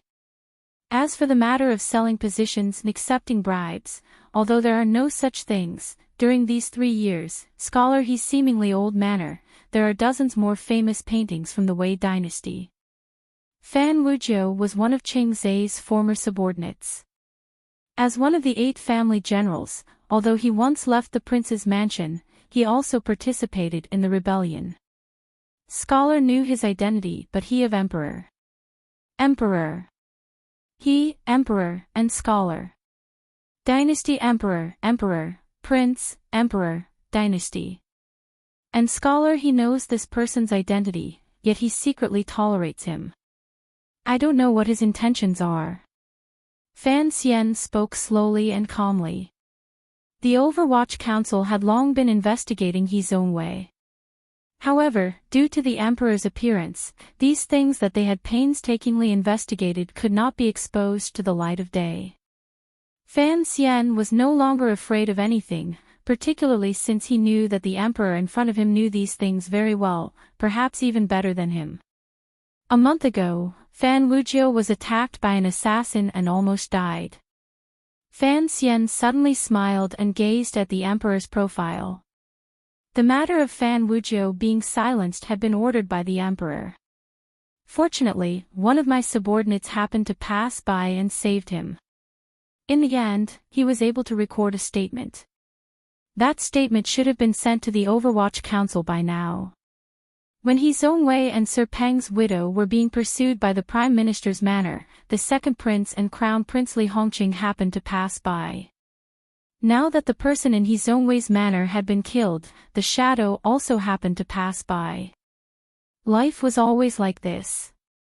What makes me even more curious is that scholar he is not young, yet he has never taken a wife. He even has a concubine and a servant girl, yet he lives with his widowed aunt. Just as Fan Xian was talking endlessly and enthusiastically describing Scholar He's crimes, the Emperor finally coldly opened his mouth. Enough. Sir, he wholeheartedly serves the country. Even if he once offended you, in the end, he died to your hands. Why use such filthy words to frame a dead person? Your Majesty is right. You should know that I know these things. Yes, Your Majesty. However, the people do not know that the scholar he that Your Majesty wholeheartedly favors is such a person. Fan Xian had already restrained the smile on his face. Calmly and without taking a step back, he said, I have already sent people to search the He Manor. All the accounts, names, and evidence of the crimes have been copied and sent to the Overwatch Council. Presumably, Director Yen will personally send it to the palace before long. As for the original copies, they have already been sent to Donbo Bookstore and Shishan Bookstore. Perhaps somewhere else. In a few days, everyone under heaven will see this. If you want to do these things, how can you do it without the 8 bureaus of the Overwatch Council? Are you threatening me? Do you want the people under heaven to laugh at me? The corners of the Emperor's mouth twitched into a smile. I dare not. I only ask that Your Majesty reconsider. Today's matter will certainly shock the world.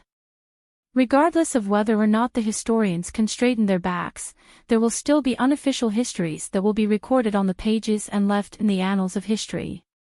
Fan Xian lowered his head slightly and calmly said, Your Majesty is a wise ruler.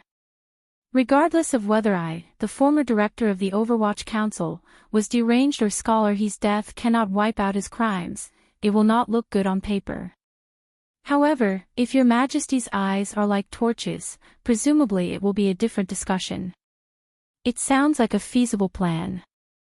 If it is really like this, wouldn't the court be ungrateful? The Emperor didn't know if he had truly been moved by Fan Xian's words. He looked coldly and mockingly at his son. However, all officials are, in the end, Your Majesty's servants. If a servant dies, then he dies. If he can fulfill Your Majesty's grace after death, it can be considered his glory. Fan Xian's words were harsh. No one knew if he was mocking himself, the officials in court, the already dead scholar he, or the cold ruler in front of him who never forgot the word warm and benevolent. The court has its own laws when it does things. Even if He Zhongwei is guilty and deserves to be arrested, he should be imprisoned by a department, interrogated properly, and punished openly. How can he be crudely killed? The Emperor said coldly. Perhaps he didn't hear the mockery in Fan Xian's words. The officials who acted out of righteous indignation are guilty. However, in the end, they are acting against the will of heaven.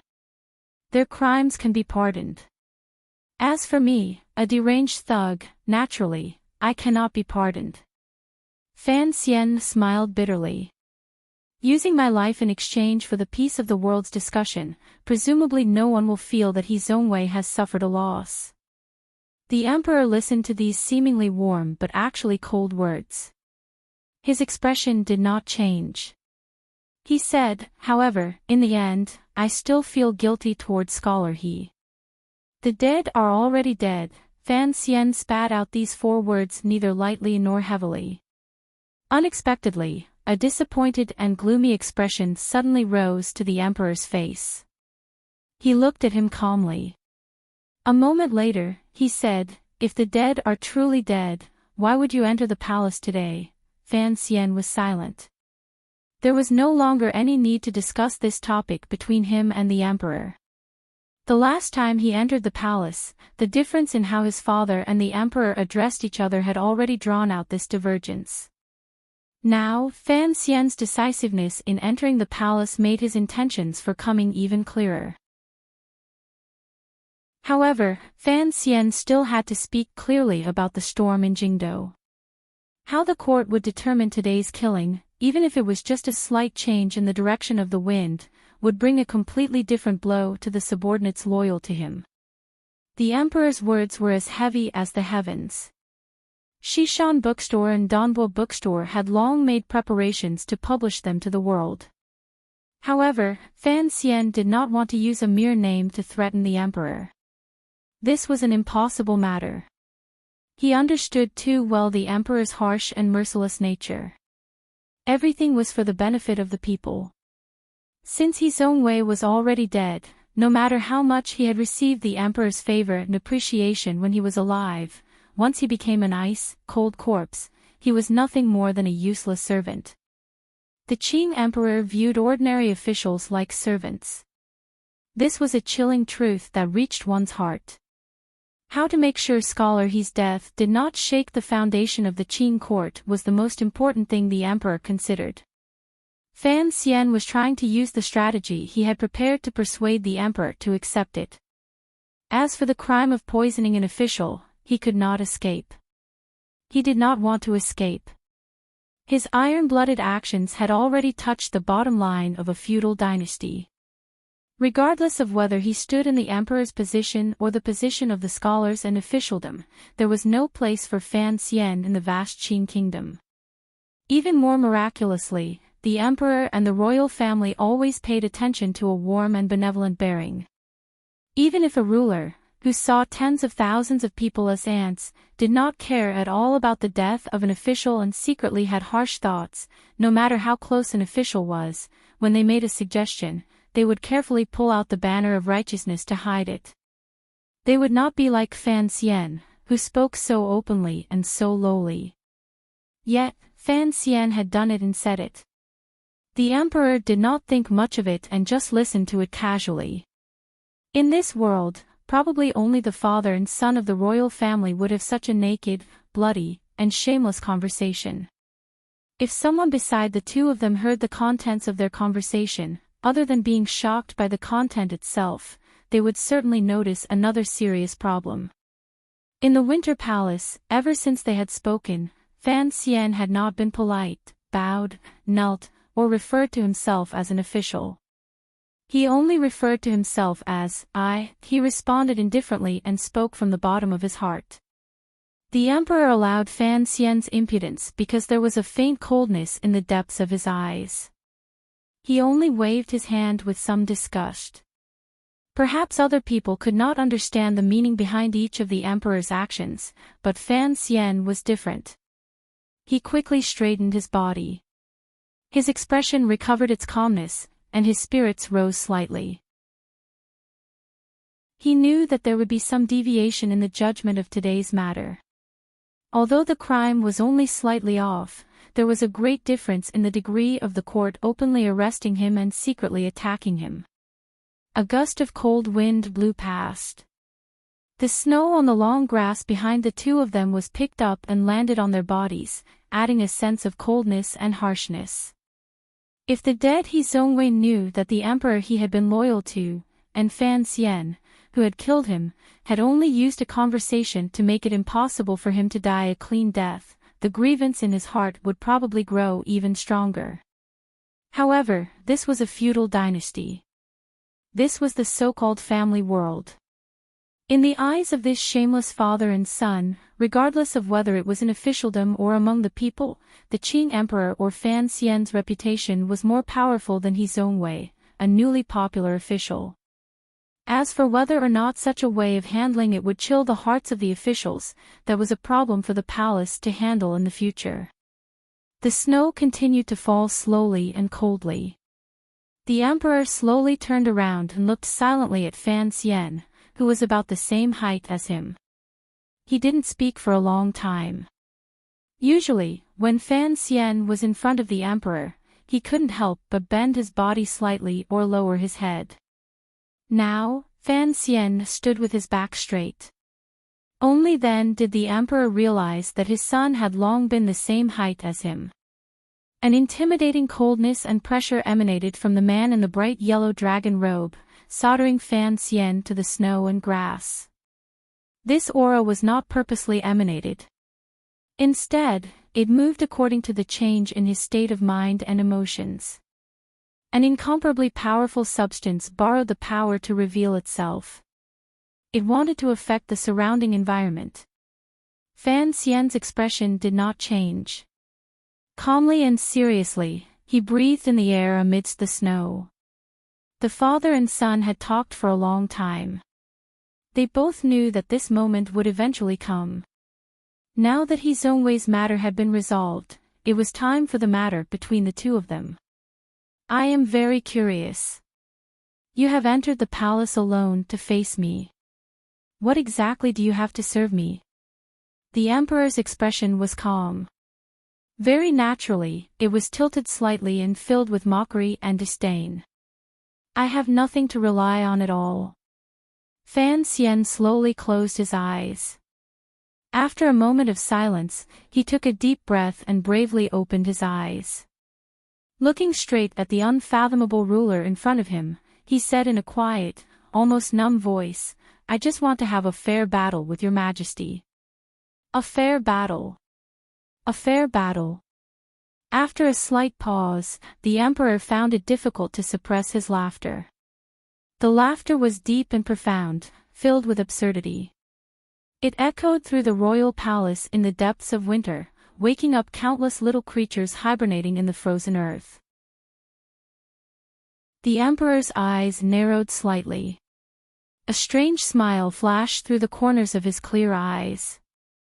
In a slightly raspy voice, he said, What right do you have for me to ask for fairness? Yes, in front of the emperor, what right did Fan Xian have to ask for fairness? His sister was still in the palace, and his family was still in the capital. Although his subordinates had been impudent today, in the emperor's eyes, they were still a group of ants that could not cause any waves. It was precisely because the emperor was confident and powerful that he did not care about the turmoil in Jingdou. As long as he wanted to, he could easily move an army. Using the power of the world in his hands, he could suppress Fan Xian firmly and make him unable to move at all. The words, a fair battle, were arrogant, valiant, and childish. The imperial royal palace was not the wild Jianghu. If you wanted to fight, and the emperor disdained to fight you, what could you do? Fan Xian's expression did not change. Calmly and unswervingly, he returned the emperor's gaze and said each word clearly, qualifications lie in strength. I think I still have the strength to happily seek death. As these words left his mouth, the emperor's eyes narrowed slightly. His deep gaze naturally swept past Fan Xian's shoulder and looked toward the continuous cluster of palaces in the southeast. The palace, which should have been bustling, was incomparably quiet in the snow. There were no sudden noises or strange movements. However, the emperor's heart jumped slightly. He knew that something had gone wrong. Fan Xian had entered the palace alone to seek a quick revenge with blood spilled on the ground. He had long prepared a path of retreat and a bargaining chip to demonstrate his qualifications. If the world was a game of chess, the chessboard placed between the father and son was 7 roads of territory, 3 powers, and countless provinces. The chess pieces were billions of people, endless wealth, and the hearts of the people. Fan Xian's actions, other than valiant, were to take back this chessboard from the world and turn it into the cold soil of the royal palace where his feet stood. He wanted to remove the chess pieces from the chessboard, leaving only himself and the Qing emperor. This was his ruthlessness and decisiveness. Ruthlessness toward himself and decisiveness toward the emperor. In order to make the emperor abandon the chessboard of the world and ensure the safety of the chess pieces, Fan Xian had to have enough bargaining chips to convince him. This included He Zhongwei's death. If Fan Xian did not bring out sufficient proof, then he did not have the right to say these words. The first bargaining chip Fan Xian tossed out was a fire. It was a fire in winter. This fire was burning in a quiet but heavily guarded room somewhere in the royal palace. A dozen internal court aces, who never cared about worldly affairs and were only responsible for guarding the things in the room, watched with confusion as the flames gradually spat out from the window. They knew it was over for them. Not long after, the fire in the room was extinguished. However, the files and books inside had already been completely burned, leaving not a single trace behind. The emperor's gaze gazed at the hall in the southeast corner. After a while, black smoke rose. The black smoke dispersed into the snowflakes and disappeared without a trace. His gaze finally gradually became cold and serious. Not many people in the palace know where the palace treasury's records of the technological process are stored. The emperor's gaze did not fall on Fan Xian's face. He only coldly said, "For you to be able to find it and burn it with a fire, it truly surprises me." Fan Xian stood to the side and said, "There are only 2 copies of the palace treasury's technological process. One is in North Min, and the other is in the palace. Since I can burn the one in the palace, I can also burn the one in North Min regardless of whether Su Wenmao is dead or not. I trust that your majesty understands that I have the power to do all of this in Jiangnan and the palace treasury." Finishing these words, Fan Xian looked at the emperor's expressionless face and sighed in his heart. The palace treasury was the foundation of the Qin kingdom. Suddenly hearing that the foundation had been damaged, the emperor remained as calm as usual. Such a realm of bearing was truly extraordinary. How could he, a mortal, resist it? Chapter 733. Today, this chapter was written slowly. I am very satisfied. Tomorrow, I will talk about why Fan Xian is like this. Then I will hum, "Ah, ah." I suddenly thought of that sentence in the introduction to The Drunkard's Home. In winter, people wore cheap and warm cotton clothing and sat on the Kong drinking cool and fiery wine. In spring, the water wheels of the Jiangnan water villages slowly ran.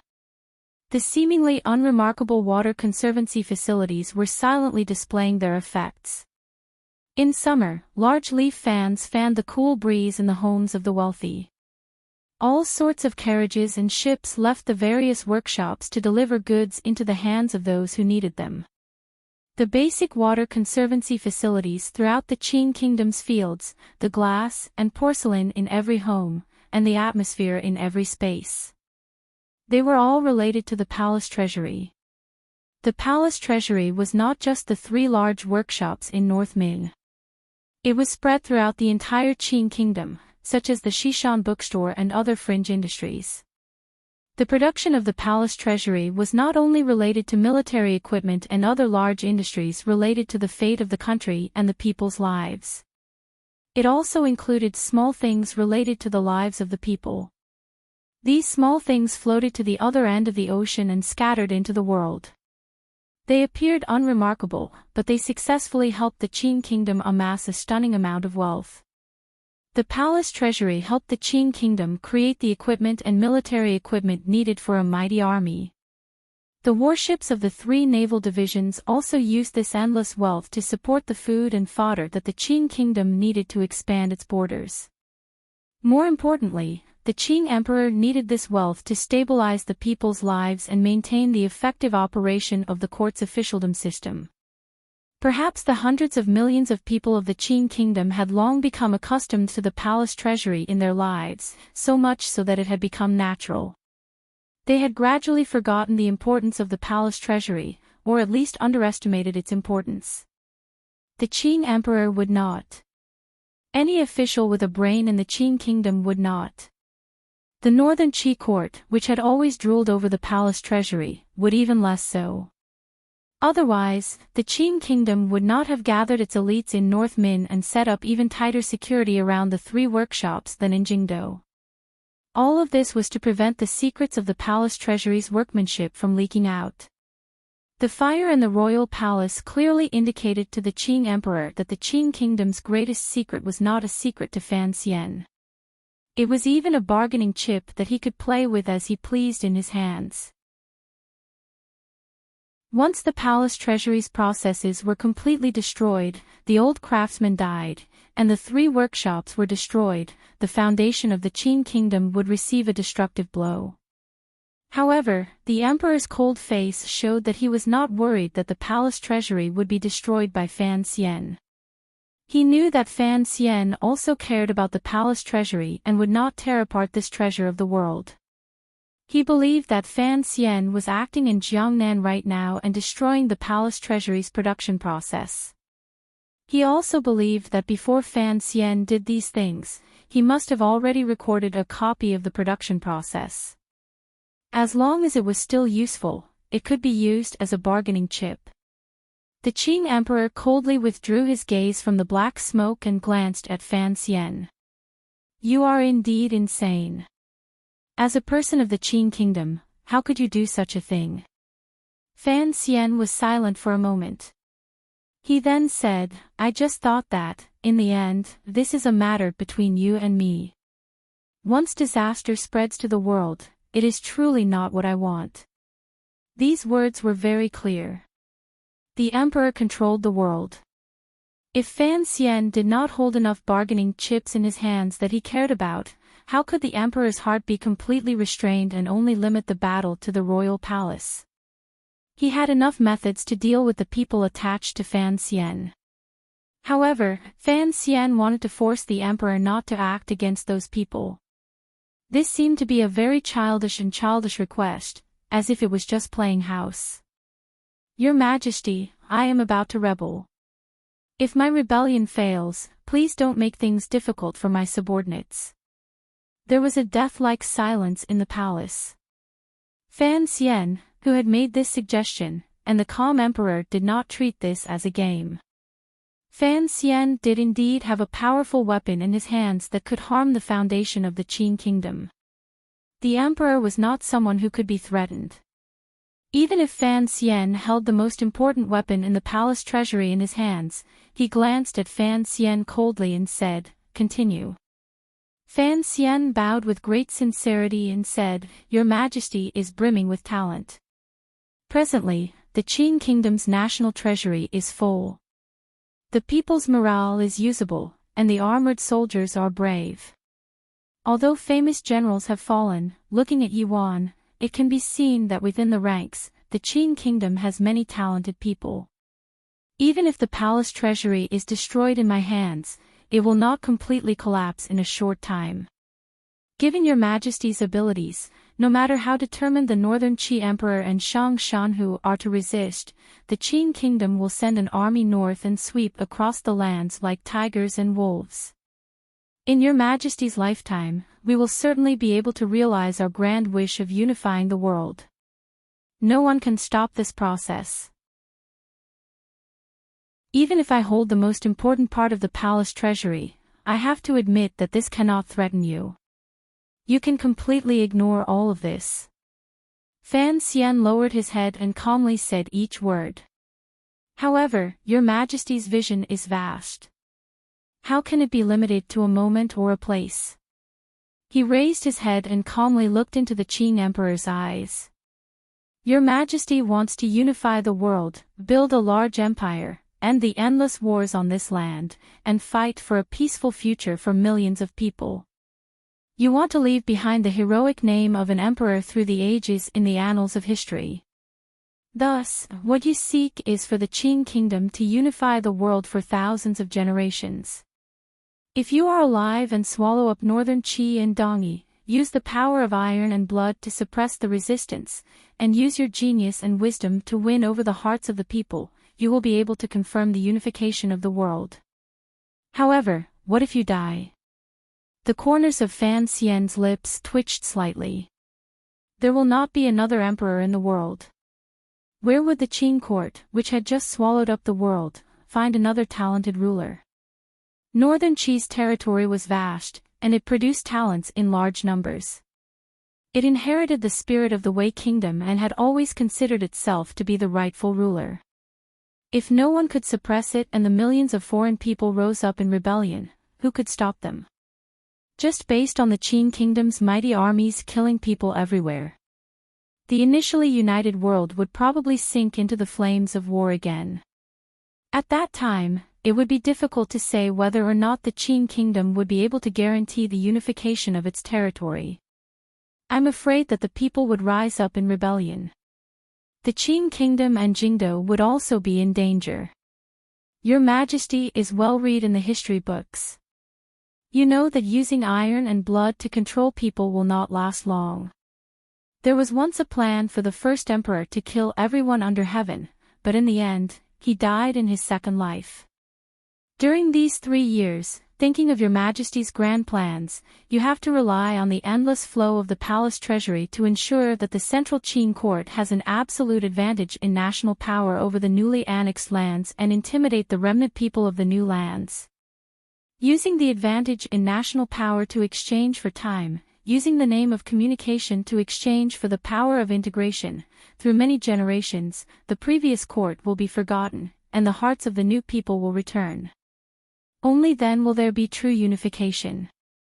However, if the palace treasury is destroyed, who will ensure that the Qing kingdom will always have an advantage in national power and military power? If you are alive, none of this will fundamentally change. If you are dead and there is no palace treasury, who will maintain the structure of this land? People will always die. Fan Xian calmly looked into the emperor's eyes. Fan Xian looked calmly into the emperor's eyes and said, "Even someone like you cannot escape birth, old age, sickness, and death. Looking at the courts planning these 3 years, you have also been thinking about the future. You are a very confident person and have the right to be confident. You do not think that the Northern Qi Emperor and Shang Shanhu will be able to stand against your determination to sweep through the world," Fan Xian said calmly. "Today, even if there is no palace treasury, you will still be able to complete the grand plans you have worked so hard for decades. What you want is not for a world of incomparable glory to blossom and then for the Qing kingdom to fall in the storm of resistance. The history books are always written by the victors. After unifying the world, if the Qing kingdom cannot last for tens of thousands of generations, if you are as great as yourself in the annals of history, you will only be able to leave behind a name of ruthlessness and short-sightedness." Fan Xian smiled slightly. "You want the Qing kingdom to last for tens of thousands of generations, so you need the palace treasury in my hands. What can you promise me?" The emperor suddenly laughed. There was a sense of gratification in his laughter. It was clear that this unfathomable emperor was very happy with his favorite son. Every word and sentence was close to his true feelings that others rarely got close to. It was close to his grand intentions.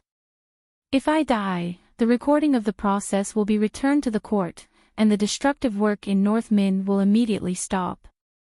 As you know, I always have some rather loyal subordinates," Fan Xian replied sincerely. He did not say defeat because he had entered the palace alone and turned the royal palace into a battlefield. Whoever lost would die. Where was there a second path? As he spoke, Fan Xian turned around and stood side by side with the emperor. As he spoke, Fan Xian turned around and stood side by side with the emperor. He looked at the snowy ground covered in shards of silver among the wild grass in front of him. His gaze fell to his left and said, "Under your majesty's attack, the chief on the grasslands no longer has the power to rise again. However, at the foot of the westernmost mountain, there are still 7,000 man riders who have migrated from the snowy plains. This group of fresh troops is very valiant. If your majesty agrees to my request, I can guarantee that this group of man riders will never come near Xiliang." The emperor's gaze followed his gaze and fell to the remaining snow on his left. He furrowed his brows slightly and said, "In the Qingzhou victory, Su Bida's court went all out, but they only brought 2,000 or 3,000 man riders. According to Gong Dian's report, the battle power of these man riders is indeed not bad. If the heavens had not been unfair and forcefully granted the snowy plains in the north 3 years of snow disasters, they would not have escaped so far to the western Hu grasslands. Looking at it this way, Shang Shanhu's ability to resist the man at the northern gate for so many years is truly impressive. However, in the end, there are too few of them. They won't be able to affect the situation." The emperor's brows relaxed and he coldly shook his head. It was clear he was not willing to accept Fan Xian's bargaining chip. We are talking about a matter that will last for thousands of generations. It was clear that Fan Xian's tone was very frivolous. He even said the words, "we," in such a rebellious manner. He smiled and said, "There are 7,000 young men, but they are very cultured. There are also many women. Additionally, Shihu has suffered heavy losses. This group of northern man riders will certainly become an important power on the grasslands. If they want to go to various tribes to capture Hu women, who can stop them? As you know, the Hu people are very fertile. At most, in a decade or two, this tribe will be very impressive. If no one can suppress, control, or guide them, then wouldn't this rising tribe be a second court?" Fan Xian looked at the snow-covered ground to his left and shook his head. "The people of Xiliang Road are very wretched. Are they going to endure for another few decades?" The emperor smiled slightly and said, "I don't understand. Your subordinates in Xiliang Road and the grasslands have been pretty much all killed by me. What power do you still have to influence those man people?" "Songji Xianling," Fan Xian said with a smile. "Although she is the daughter of an old royal family and has a noble status, she doesn't have much practical use in commanding. However, her status is still here. Furthermore, her status is very high on the grasslands. She is also very powerful and can already gather most of the man people's power. As long as you control her, it is the same as controlling these man people. Are you saying that if you can control her, then I can't control her and the court can't control her?" the emperor asked mockingly. Fan Xian sighed and said, "Songji Xianling is Haitang Duo. She is my woman. Of course, only I can control her." The emperor was slightly startled. After a moment of silence, he finally couldn't resist smiling. He shook his head and didn't say anything more. His gaze landed directly on the southeast corner of the snow-covered ground in front of the two of them.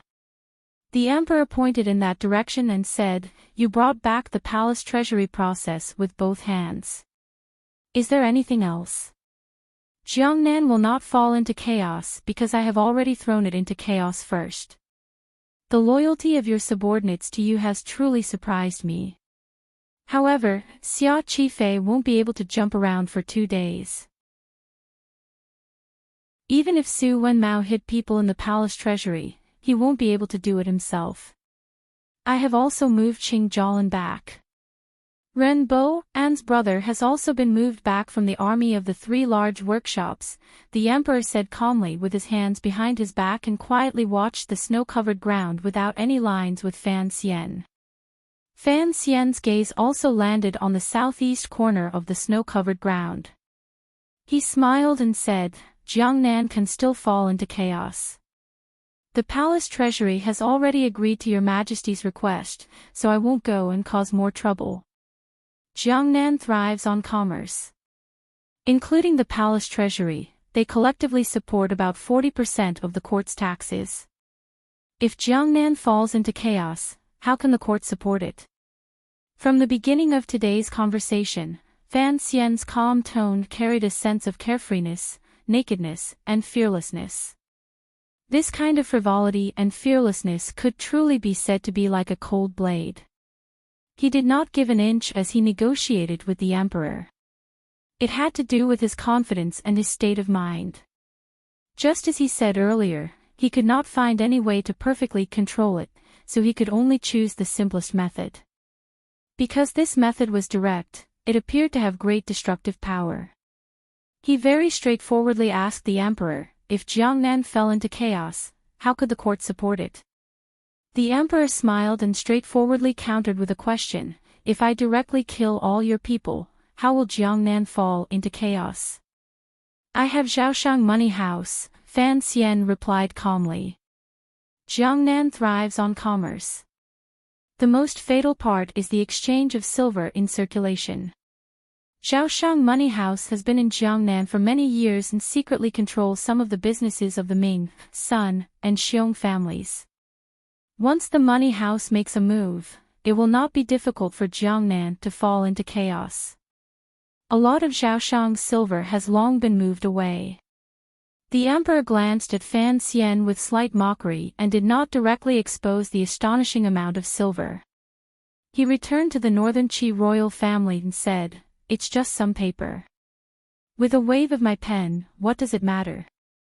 You can't say it like that. After all, Quanzhou has not yet achieved its intended use. The transfer of the ocean ships is still handled in Dongyi. Fan Xian did not back down and straightforwardly said, silver notes and promissory notes are all paper. With a wave of the emperor's pen, they are all invalid. Then, without Zhaoshang Money House doing anything else, Jiangnan will probably fall into chaos first. The emperor did not understand business, and Fan Xian did not understand much about it either. No one had an accurate grasp of just how much Jiangnan's business activities relied on the embryonic and undeveloped financial credit system. Fan Xian believed that everything in the world had its own rules, particularly the business activities that Jiangnan had operated for over 100 years. If the emperor truly did that, Jiangnan would certainly fall into chaos first. The Qing emperor and he did not understand business, but it did not mean that the officials in court and Fan Xian's subordinates did not understand. Before this, they had all done their homework. Fan Xian only knew that a very important part of business was liquid capital. It was like the blood flowing through the veins. If the money house was truly overturned and the blood in the veins dried up, business activities would certainly become abnormally difficult and dry. I have taken Hua Garden back from Yang Jimei's hands, the emperor reminded coldly. This emperor could actually be said to be a truly wise ruler. He did not understand the business operations of Jiangnan, but that did not mean he would rely on the emperor's authority to do things blindly. He left professional matters to professional officials to operate. He knew that Zhaoshang Money House in Fan Xian's hands had the power to shake the Jiangnan business map. Thus, last autumn, when the first chaos rose in Jiangnan, the court was already prepared. In the entire world, the ones with the most silver and the least need to rely on money houses to carry out transactions were the large and small salt merchants in Jiangnan. Yang Jimei, whom the emperor had mentioned earlier, was one of the largest salt merchants in Jiangnan. The court had long been wary of money houses taking silver. By bringing the salt merchants into this system, they had their eyes on the salt merchants' stash of real gold and silver from all over the world. Although it would be difficult to reconstruct an exchange system, at least it wouldn't be completely controlled by Fan Xian. Just being a salt merchant is not enough, Fan Xian said with slightly lowered eyelids. I still have typing in my hands. Typing money house. The foremost money house in the world.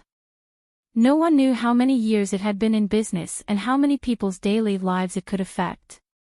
This money house had always been in Dongyi. Its owner had always been mysterious. No one had ever seen his true appearance.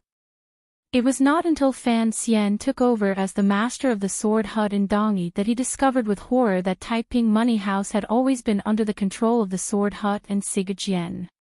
Each time he thought of this, Fan Xian couldn't help but feel shock and admiration. He admired Sigajian's foresight and insight. Probably only the master of Dongyi could discover the importance of a money house in the increasingly prosperous trade and leave behind such a weapon that could shake the world.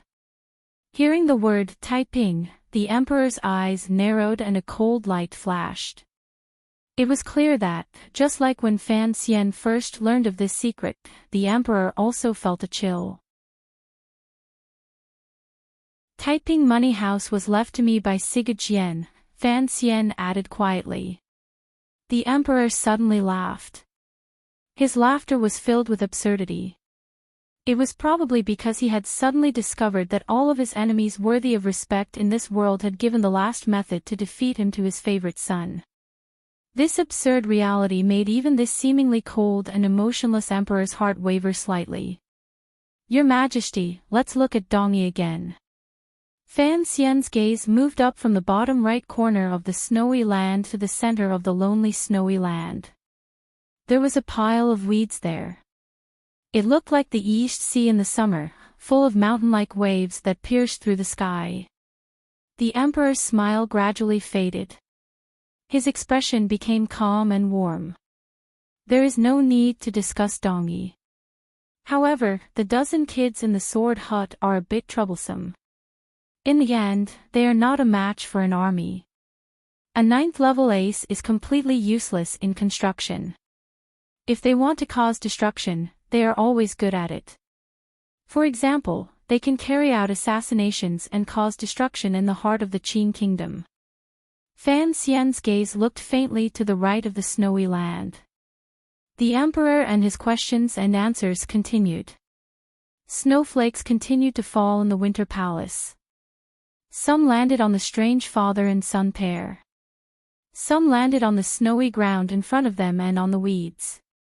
There were no lines on this vast expanse of snowy land. There were no borders, no separation between snowy mountains and green grasslands. There wasn't even a shape. However, the Qing Emperor and Fan Xian looked at this silent and cold snowy land and talked about the world. Their gazes fell on the grassland to their left, Dongyi to their right, Jiangnan to their right, and Deqi's territory to the north. Their gazes fell a little further ahead. Wherever they looked, that was the world. The snowflakes gradually grew larger. Curling and dancing in the air in the broken palace, they gradually accumulated thicker. The green clothes Fan Xian wore and the emperor's bright yellow dragon robe began to turn white. The snowy ground in front of the two of them was also covered in a thick layer of snow. There were no longer any traces of grass or land. It was just like the world, a vast expanse of white. It was truly clean. In their eyes, how could it be divided by man? I have the power to make the world fall into chaos. Even if I die now, I can make your Majesty's grand plan become this snow. When the sun rises, it will melt into water, and it will never come true again. Fan Xian stuck out his tongue and licked his dry lips.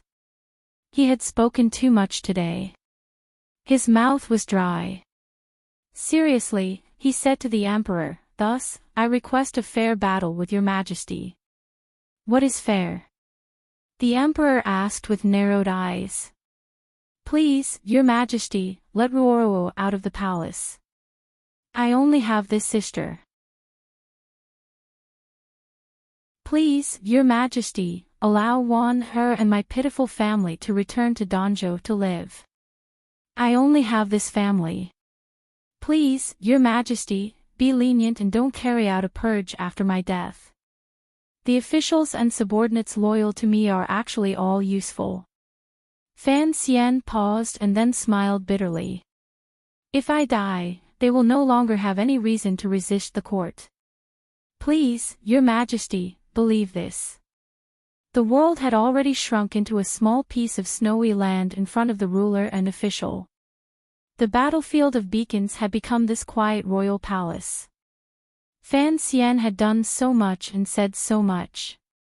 It seemed that he only wanted to do his best to control the split between father and son to a small area and give those who had been dragged into this matter a way out.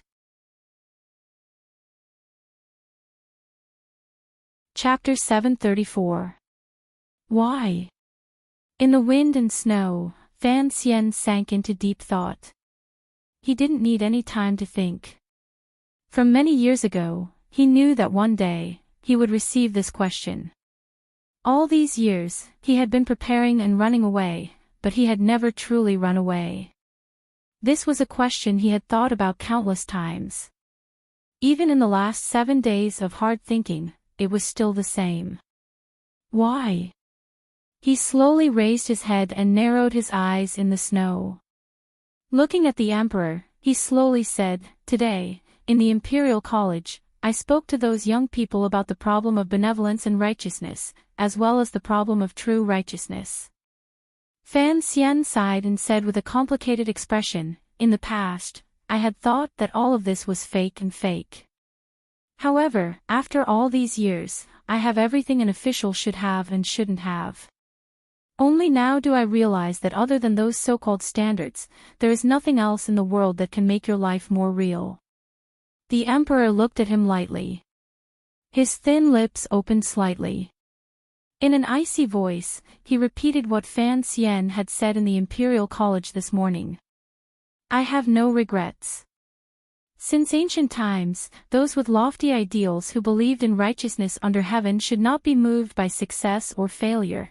Fan Xian's words to the young people in the Imperial College in the morning clearly made the scholar feel the murderous intent and determination hidden between the lines. The scholar entered the palace in fear and recounted the scene in the Imperial College to the emperor. The emperor was able to recite Fan Xian's words. Fan Xian also felt a glimmer of surprise. He smiled bitterly and said, "I am not the kind of person who sees righteousness as the principle of life. I am also not a saint whose morals are supreme. In my bones, I am still a person who, other than loving and respecting myself, is nothing. This is probably something hidden in my bones, something that I have hidden and sealed away for over 20 years. Fan Xian looked at the emperor and said seriously, "I want to live this life to the fullest. I want to live wantonly. I want to live to the fullest and without regrets. Thus, I need to have a clear conscience.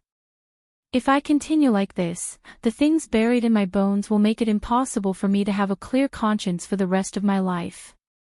The prosperity and power of this world can make one blind and deaf, but I still cannot pretend that I don't know and have never heard of the things that happened back then and what happened this autumn." A faint sorrow rose to Fan Xian's face. He slowly said, "Chen Pingping returned to the capital to ask the emperor a question, but I don't need to ask. I only know that these things are unfair. Furthermore, this unfairness is inflicted on those who love me and those I love. If there was no me in the world, there would be no me who bravely walked in front of the emperor like today. Where would those people who have already passed go to find fairness? They should not be forgotten by this world. The injustice they have suffered must be redeemed through some method," Fan Xian said as he looked at the emperor. "This is your responsibility as well as my duty." The emperor heard Fan Xian's words, which came from his heart, and was silent for a long time. In an icy voice, he slowly asked, "Why don't you ask me what exactly happened back then? Why don't you ask me? Do you think I don't have difficulties? King Jing's manor, which was King Cheng's manor, still has many memorials that mother privately wrote to you," Fan Xian replied after a moment of silence. "I've seen them all. I don't need to ask anything. I know why what happened back then happened. As for whether her death was a good thing or a bad thing for this land and the millions of people, I don't care." He smiled with some difficulty and said, Your Majesty, this is actually not a debate about the world or justice. This is not a public grudge. This is only a private grudge. What a private grudge. The Emperor also smiled. With his hands behind his back, he stood alone in the wind and snow with an indescribable loneliness. She was your mother. Am I not your father? Fan Xian's body froze slightly. He didn't continue on this topic. Instead, he calmly said, Your Majesty has great ambitions. You are walking on the path you think is correct. In my opinion, no matter how great, glorious, and correct a goal is, if it is done through despicable methods, it is not worthy of respect. A mocking smile rose to the corners of the Emperor's lips. Looking at Fan Xian's fearless eyes, he said, Do you think that killing in Jingdo today is a very glorious method? Fan Xian smiled and shook his head. My goal is only to close a case from decades ago and tear away the greatest shadow over my head. Everything is from my own point of view. Just as I said earlier, this is a private grudge. There has never been any great, glorious, or correct meaning. Since it is so, what does it matter how despicable my methods are? He paused and used a complicated gaze to look at the Emperor with a slightly emotional gaze. In these areas, I am more like you. For you and me, good person is such an extravagant adjective. However, it is precisely because of this that I am not like her, still confused and baffled until death. At least, before I die, I can still ask you one thing. These words spoke of the fundamental difference between Yi Qingmei and Fan Xian. However, the affairs of the world were unpredictable. Miraculously, as Fan Xian rushed about in this world and enjoyed his rise, in the end, he slowly leaned toward Yi Qingmei's path. This pair of souls, who had come into the world one after the other and warmed each other across time, were probably the only existences in this world that did not have a natural reverence for imperial power. Speaking from the innermost part, they both had the desire to stand ramrod straight in front of the throne. The Emperor was calm and smiled slightly. He looked at Fan Xian with a strange emotion. No one knew if he felt as if he was seeing that woman again after many years. Facing Fan Xian's seemingly calm but actually piercing sigh, the Emperor did not get angry or gloomy. On the contrary, he calmly began to talk about other matters. Back then, during the Taiping courtyard coup, I did not have high hopes that you would survive. Fan Xian nodded slightly. During the Taiping courtyard bloody incident, Yi Qingmei had just given birth to him and was at her weakest. Furthermore, he was only an infant. How could he have survived the crazed pursuit of the Empress's family and the cold surveillance of the Qin family's army? Since the Emperor had created this despicable and cold-blooded plan, he had coldly ignored his life and death. If the old Fan family had not risked their lives, if Uncle Wu Zhu had not rushed back quickly, if Chen Pingping had not discovered something was wrong and rushed back from the northern border ahead of time, he would not exist in the present Qin kingdom. In the end, you survived and were sent to my mother. Other than feeling slightly surprised, I cannot deny that I let out a sigh of relief. After all, you are my flesh and blood, the Emperor looked at Fan Xian calmly. The Emperor gazed at Fan Xian and calmly said, Now that I think about it, Pingping was already suspicious of me at that time. Otherwise, he would not have agreed to Fifth Brother's request to send you to Danzhou. He knew that in this world, I see the Empress Dowager and my mother as a mother. He could only watch as this became an established reality. If things had continued like this, then it would have been fine. At most, I would have been in Jingdo and you in Danzhou. During the holidays, I would have remembered that I still had an illegitimate child in the distant Danzhou seaside and would have given the Fan Manor a few more rewards to send to your side. The Emperor's hair was covered with snowflakes. For a moment, it was impossible to tell if it was snow or snow-like hair. His entire person was gradually taking on a kind of old age. However, Chen Pingping did not seem to think this way. When you were 4, he sent Fei Jia to your side and secretly transferred a group of Overwatch Council spies to my mother to use. He entered the palace to tell me about this matter. I had originally thought that his actions were superfluous. The emperor's brows furrowed. It was as if he was recalling the events of the past dozen years. However, when you were 12, you were attacked by an assassin. The emperor glanced at Fan Xian and shook his head. During those years in Danzhou, presumably you didn't know that news from Danzhou was sent all the way to Chen Pingping's desk through the Overwatch Council. That old cripple took out an even stronger passion than when he was managing council affairs and frequently entered the palace to tell me your every move. You flirted with the serving girls in Danzhou. You climbed onto the rooftops and made a racket. You began to personally cook for my mother. The unusually dangerous tyrannical jinqi that you cultivated in your body. A strange smile rose to the emperor's face. I knew your every move, even more so than my sons in Jingdou. Thus, although you were far away in Danzhou, I seemed to have gotten used to you being by my side. Then, you came to Jingdou and came to my side. In the Qin temple, in the tea shop outside the courtyard. The emperor glanced at Fan Xian. His smile gradually faded. You entered the Overwatch Council. You went to the Hanging Temple. You accompanied me into the little building. You were sent by me to Jiangnan. I have to admit that you are my son, and the one I love the most. Your mother once said that love is a habit. I've gotten used to your existence when you were young. The emperor suddenly raised his head to gaze at the snowy sky. No one knew who he was looking at. He suddenly nodded and said, however, my favorite son is not willing to be my son. At this time, he is still standing in front of me to challenge my authority and find justice for what happened in the past. He lowered his head and looked at Fan Xian coldly. There is no victory or defeat between you and me, father and son. Thinking about it carefully until now, in the end, it is still Chen Pingping who has won. Fan Xian understood these words, so he sank into silence.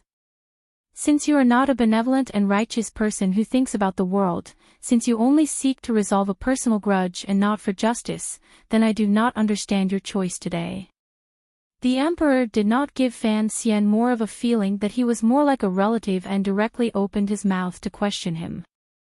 Since it was just for a personal grudge, since it was just to seek a straightforward justice, why did Fan Xian earlier treat the snowy ground as the world and lay out the facts and reason with the emperor? Why did he throw out so many bargaining chips just to keep the battle within the royal palace and the enemy's side limited to father and son? There was never any kindness to speak of in revenge. The Qin kingdom and the world could all be Fan Xian's weapons. Fan Xian was silent for a moment and then said, I thought about it in the manner for 7 days. He smiled and continued, the so-called seclusion was all a lie. Being locked in a room for 7 days and 7 nights would drive someone crazy. I also wanted to eat and get some air. His expression gradually softened and calmed. Late at night, when Wan Er and the others were asleep, I would sneak out of the room alone with an unlined garment draped over my shoulders. Like a wandering spirit, I would wander through the manor's garden. During those days, there was continuous snow in Tianjin, and the nights were very cold. The old women who looked after the garden all hid in a corner room to drink. No one noticed me. I just wandered and wandered and wandered alone. Fan Xian looked at the emperor and opened his eyes wide. Very seriously, he said, only now did I realize that the Fan Manor's garden was actually so big. Usually, I've been so busy with government affairs and scheming that I almost forgot what my own garden looked like. It was not until these 7 days that I noticed that the Fan Manor's garden was actually larger than Jiangnan's Hua garden. I don't know how many manors there are on that street in the south of the city and how much space they take up, Fan Xian said seriously. There is also the food and clothing that are usually unremarkable. In my eyes, they are very common things. In reality, for those common people, they are all luxurious pleasures. He pointed at the royal palace in the snow and said, "Of course, the largest garden is still this royal palace." In the past few years, while I was living my own little life, I also helped out the lives of the common people. Regardless of whether it was the palace treasury, the river works yamen, or the Hangzhou conference, I have gained some reputation. I had thought that I was helping them, but I suddenly understood that it was actually them providing for us. Fan Xian's expression was calm. Looking at the emperor, he said, "Since that is so, what right do I have to ask for gratitude from them? I am not a saint. I have all kinds of shortcomings. It is just that the better ones these years have been hypocritically hidden. If I ask myself honestly, in the end, I still love the Qing kingdom. No matter how bad this country is, under the emperor's rule, the people live relatively happily. There is the palace treasury and the Overwatch Council. If I don't mess around, at least these good days can be lived for a few more decades. As I said earlier, I am not even worthy of a heart of gratitude. Then, what right do I have to harm them just because of my own personal grudge? Throwing the world into turmoil, killing and burning everywhere, causing the world to fall apart, and causing them to suffer wretchedly, would I be happy? If I choose that path for the sake of revenge, putting aside what that old cripple in heaven would think, I think Mother would not be happy. Since I seek justice for them, then how could I choose a path they don't like? I love the Qing kingdom, so I hope that this is only a battle between the emperor and me. This is only a matter between us. It is best not to drag too many people in. Before, someone said that one should walk the right path in this world. What is the right path? It is doing the right thing. However, I still don't understand. There is right and wrong here and there. How can I use my own right and wrong to judge the emperor's right and wrong? How can I use my own right and wrong to judge the right and wrong of the world? What is the standard for determining right and wrong? In the end, this can only be a subjective feeling. If the right path is doing the right thing, then the so-called right is the direction that allows one to have a clear conscience. Today, I entered the palace to say and do all this to allow myself to have a clear conscience. Fan Xian spoke word by word slowly. He said most of what he had been thinking during these 7 days. As for the remaining small portion, it involved the battle between him and the emperor. It was not just today, but also a possible future battle. There was no benefit in saying more about this kind of mutual harm and probing. It would only be harmful. There are no true saints in this world. The emperor lowered his eyelids slightly. A few snowflakes hung on his eyelashes. Perhaps your mother counts as one. What you have said today is at least close to the true meaning of this world. If your mother knew that you had grown into such a young man, presumably she would feel very comforted. Fan Xian looked calmly at the emperor's thin face. Suddenly, for some reason, a wave of sympathy and sorrow that even he was afraid of welled up in the depths of his heart. These inappropriate emotions that appeared at inappropriate times made him feel terrified. Faced with such a snow-capped figure, what was there to sympathize with? Perhaps he sympathized that the emperor, until now, still saw Fan Xian as his proudest flesh and blood and had no idea that Fan Xian's body hid a soul that had long been set in stone. Perhaps Fan Xian sympathized that the emperor had been kept in the dark by his acting skills. Even at the moment of life and death, Fan Xian still could not reveal his true feelings. During these years, Fan Xian had played the role of a loyal official and filial son in front of the emperor.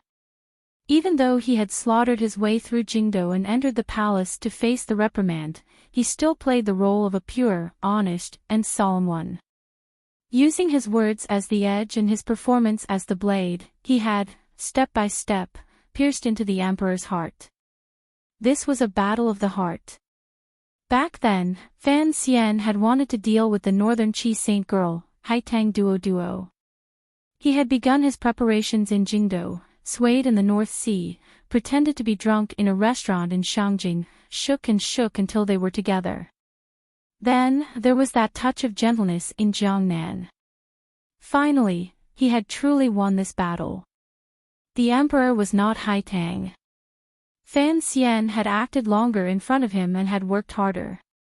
He didn't know if he could truly move the emperor's heart that would not be melted by wind and snow. However, this act was destined to continue. Even if Fan Xian died to the emperor's hand, it had to continue. If he didn't do this, he could not pull this person down from the altar and the throne. If he didn't do this, he could not protect the people Fan Xian wanted to protect. The barefooted was not afraid of those wearing shoes. For Fan Xian to be so shameless and black-hearted to such an extent, to use killing against killing, the Qing emperor was not an opponent that could be defeated so easily. Fan Xian was cold-blooded enough, but the emperor was even more cold-blooded. Thus, the cold-blooded killing that could be seen today was all a foreshadowing and prelude. The true curtains were about to be pulled open. The wind and snow no longer swirled in the air. Instead, they fell straight down, turning from little flower buds into goose feathers. With a heavy sense of beauty, they landed on the emperor and Fan Xian's bodies. They walked from the Hall of Governmental Affairs to the depths of the palace. After a long conversation, the jinqi of the two circulations of different natures in Fan Xian's body had long been nurtured. His entire body had entered a realm without joy or sorrow. The jinqi in his body was abundant to the extreme. He was only waiting for a snowflake to touch that moment.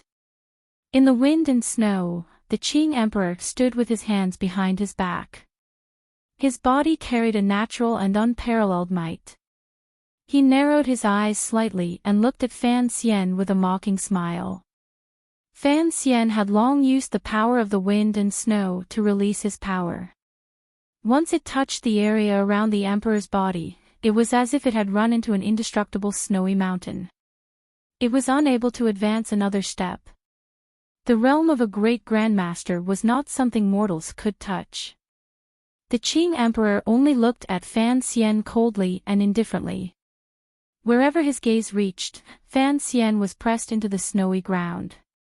Ruler and subject, father and son, faced each other for a long time. The emperor suddenly smiled mockingly. Even if I want to help you feel at ease, it will take time. After saying this, the emperor put his hands behind his back. Raising his leg, he walked out with a single step. Walking out, in the wind and snow filled with two waves of tyrannical and powerful jinqi, the emperor left as he pleased. He did not care at all and was free and at ease. It was as if the current situation and the wild dance of the wind and snow could not stop his steps. This step appeared simple. In reality, it had a deep meaning and was not simple at all. Countless cracking sounds rang out clearly amidst the howling wind and snow. Fan Xian's feet, which were standing on top of the snow, suddenly sank an inch without reason. With Fan Xian's feet as the center, countless thin cracks stretched out like lightning. However, they did not fade for a long time. Left on the snow, they were like spider webs. Although they were in the wind and snow, they did not break easily. These thin cracks extended far and wide, and actually clearly revealed the black soil underneath. It looked like an indescribable rune that had a wonderful sense of beauty. Fan Xian stood alone in the middle of these cracks. He was silent for a long time. His expression was calm and cold. He had exerted all his power, but he could not stop the emperor from taking a single step. With that step, the emperor easily walked out. It was as if he was no longer in this world. He suddenly thought of Uncle Wu Zhu's words on the cliff in Danzhou, "Take off your clothes and go." The emperor's step earlier had already perfectly reached the perfect realm of this saying. Not only had he thrown away his broken body, he had long walked out of this place. However, Fan Xian did not feel any despair or disappointment. He knew that he was facing the only great grandmaster left in this land. He was already someone who was about to surpass the realm of mortals. He thought for a moment in the snow. He then raised his knees and walked toward the little building, following the footprints the emperor had left behind.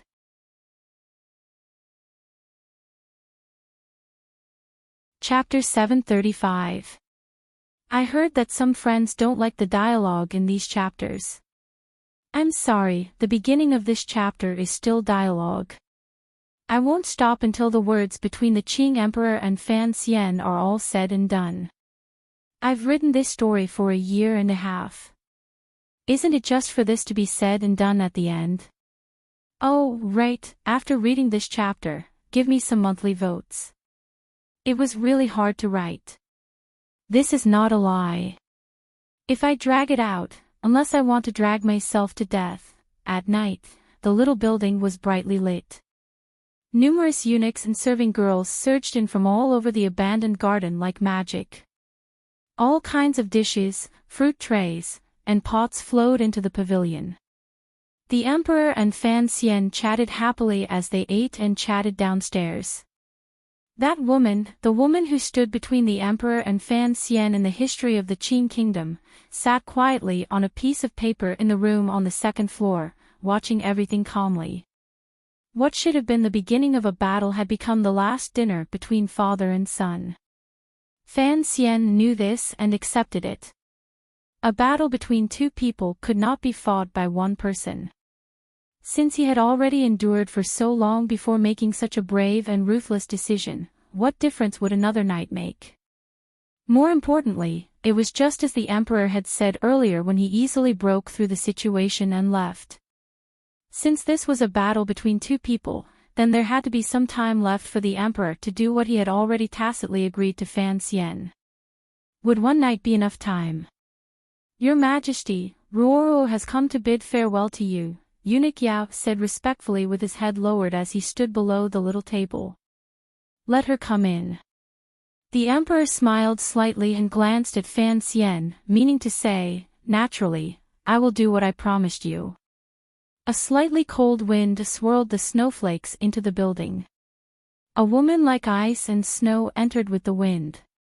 Her steps were steady, and her expression was calm and unchanging.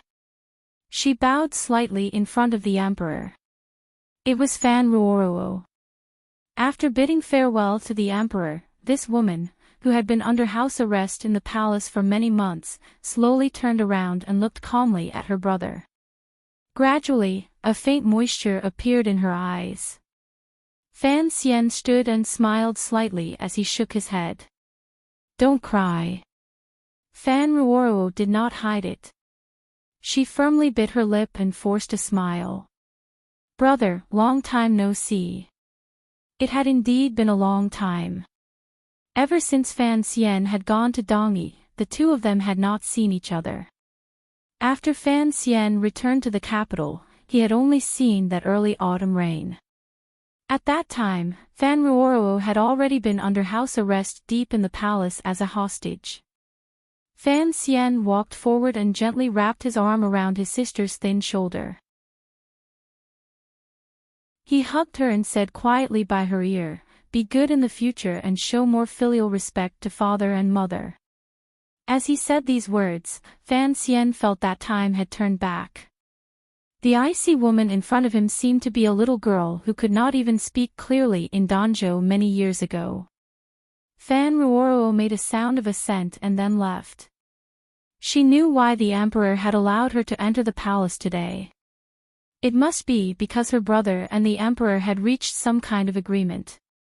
She trusted her brother's teachings and arrangements the most in her life. She did not have any doubts. She only calmly and silently accepted all of this. The emperor and Fan Xian paused at the same time. It seemed that they had not expected the third prince to appear here at this time. They also did not expect that Shufang Palace would not be able to stop this youth. The third prince walked into the building and bowed toward the emperor and Fan Xian.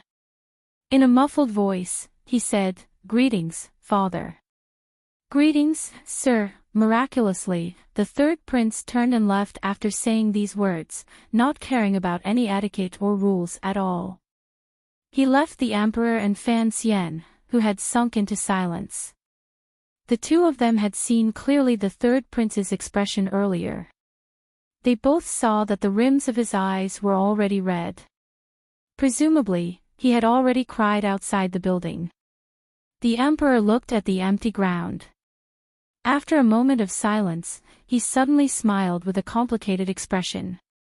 There was a faint sense of loss, but there was also a glimmer of admiration that could not be hidden. The emperor looked at the empty ground.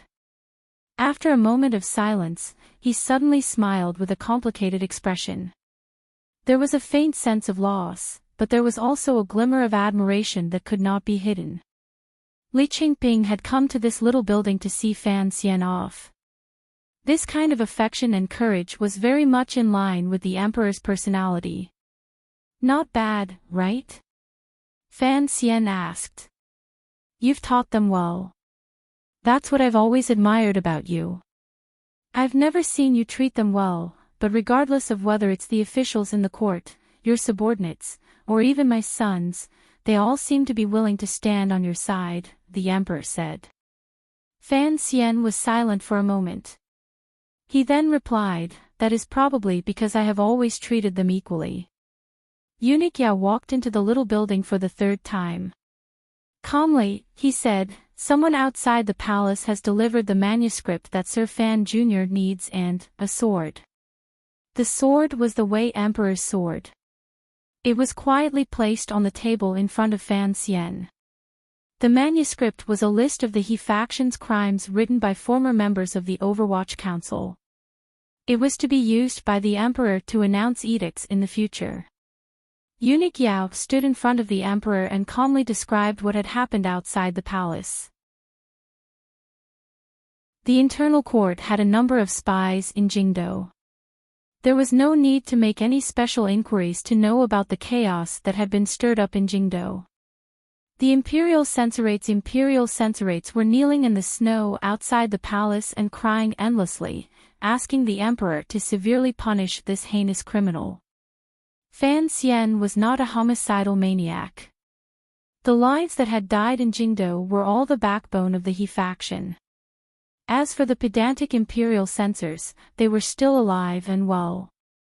Other than these imperial censors, the civil officials of the various ministries and temples in Jingdou also began to communicate in secret, preparing to exert pressure on the palace. All of this was because the court system had been shaken by the massacre that happened today and felt boundless terror, so they had to stand out. Fan Xian entered the royal palace through the Hall of Governmental Affairs. Many court officials were waiting outside the royal palace. They were waiting for the emperor's edict.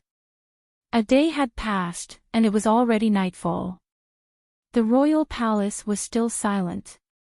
The officials began to feel angry and afraid.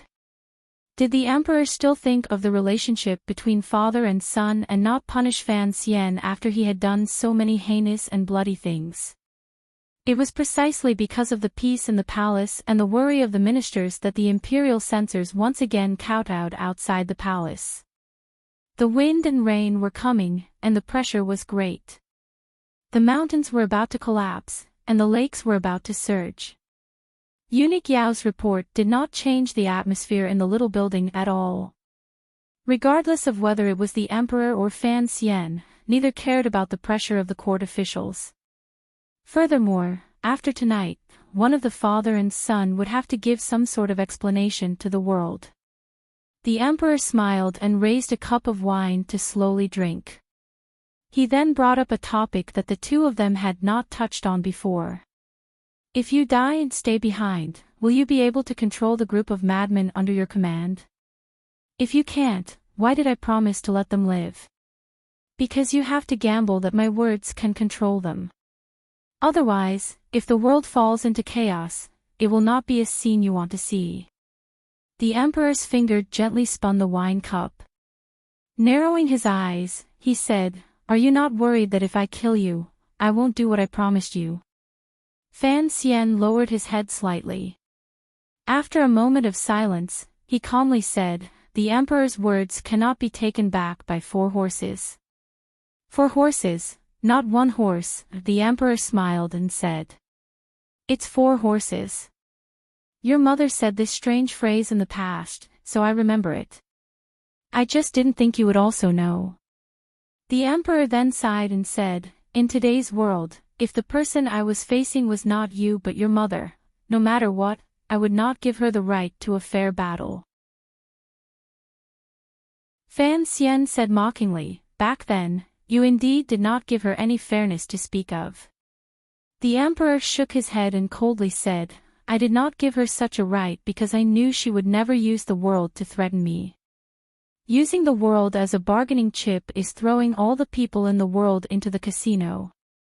She was unwilling to do so, but I was willing to do so. I was willing to use the lives and deaths of the people in the world to threaten you," Fan Xian replied calmly. "This is the difference I spoke of earlier." The emperor shook his head again and said, "That is why I still do not understand. Since you love this country and care for the people in the world, how can you use this to threaten me? First, I have to love the people by my side. Furthermore, I have always been a shameless and afraid of death. If I am truly forced to a dead end. Of course, this dead end does not just refer to me. I do not mind dragging the entire world and your majesty's lofty aspirations down with me." Fan Xian lowered his head and said, "Actually, I have been waiting for someone this entire time.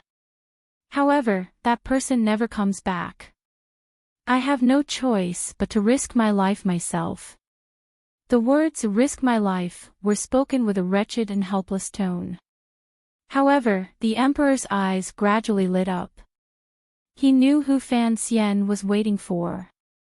In the emperor's view, in the present world, only that person could threaten his life and rule. Ever since the bloody case in Taiping courtyard many years ago, he had always been faintly wary of that person's existence. He had even sent the last emissary the temple had sent to the alley beside Fan Manor. Even so, Wu Zhu still did not die. He won't come back. The light in the emperor's eyes gradually faded. Slowly, he said, "It's been 3 years.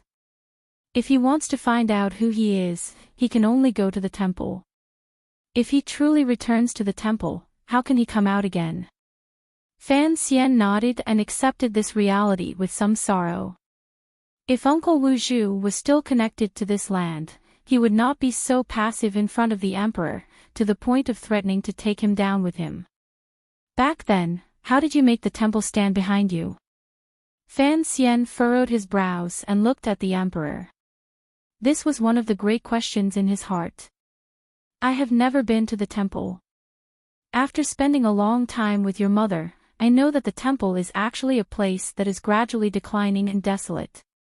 The temple has never cared about the affairs of the world." "This is true."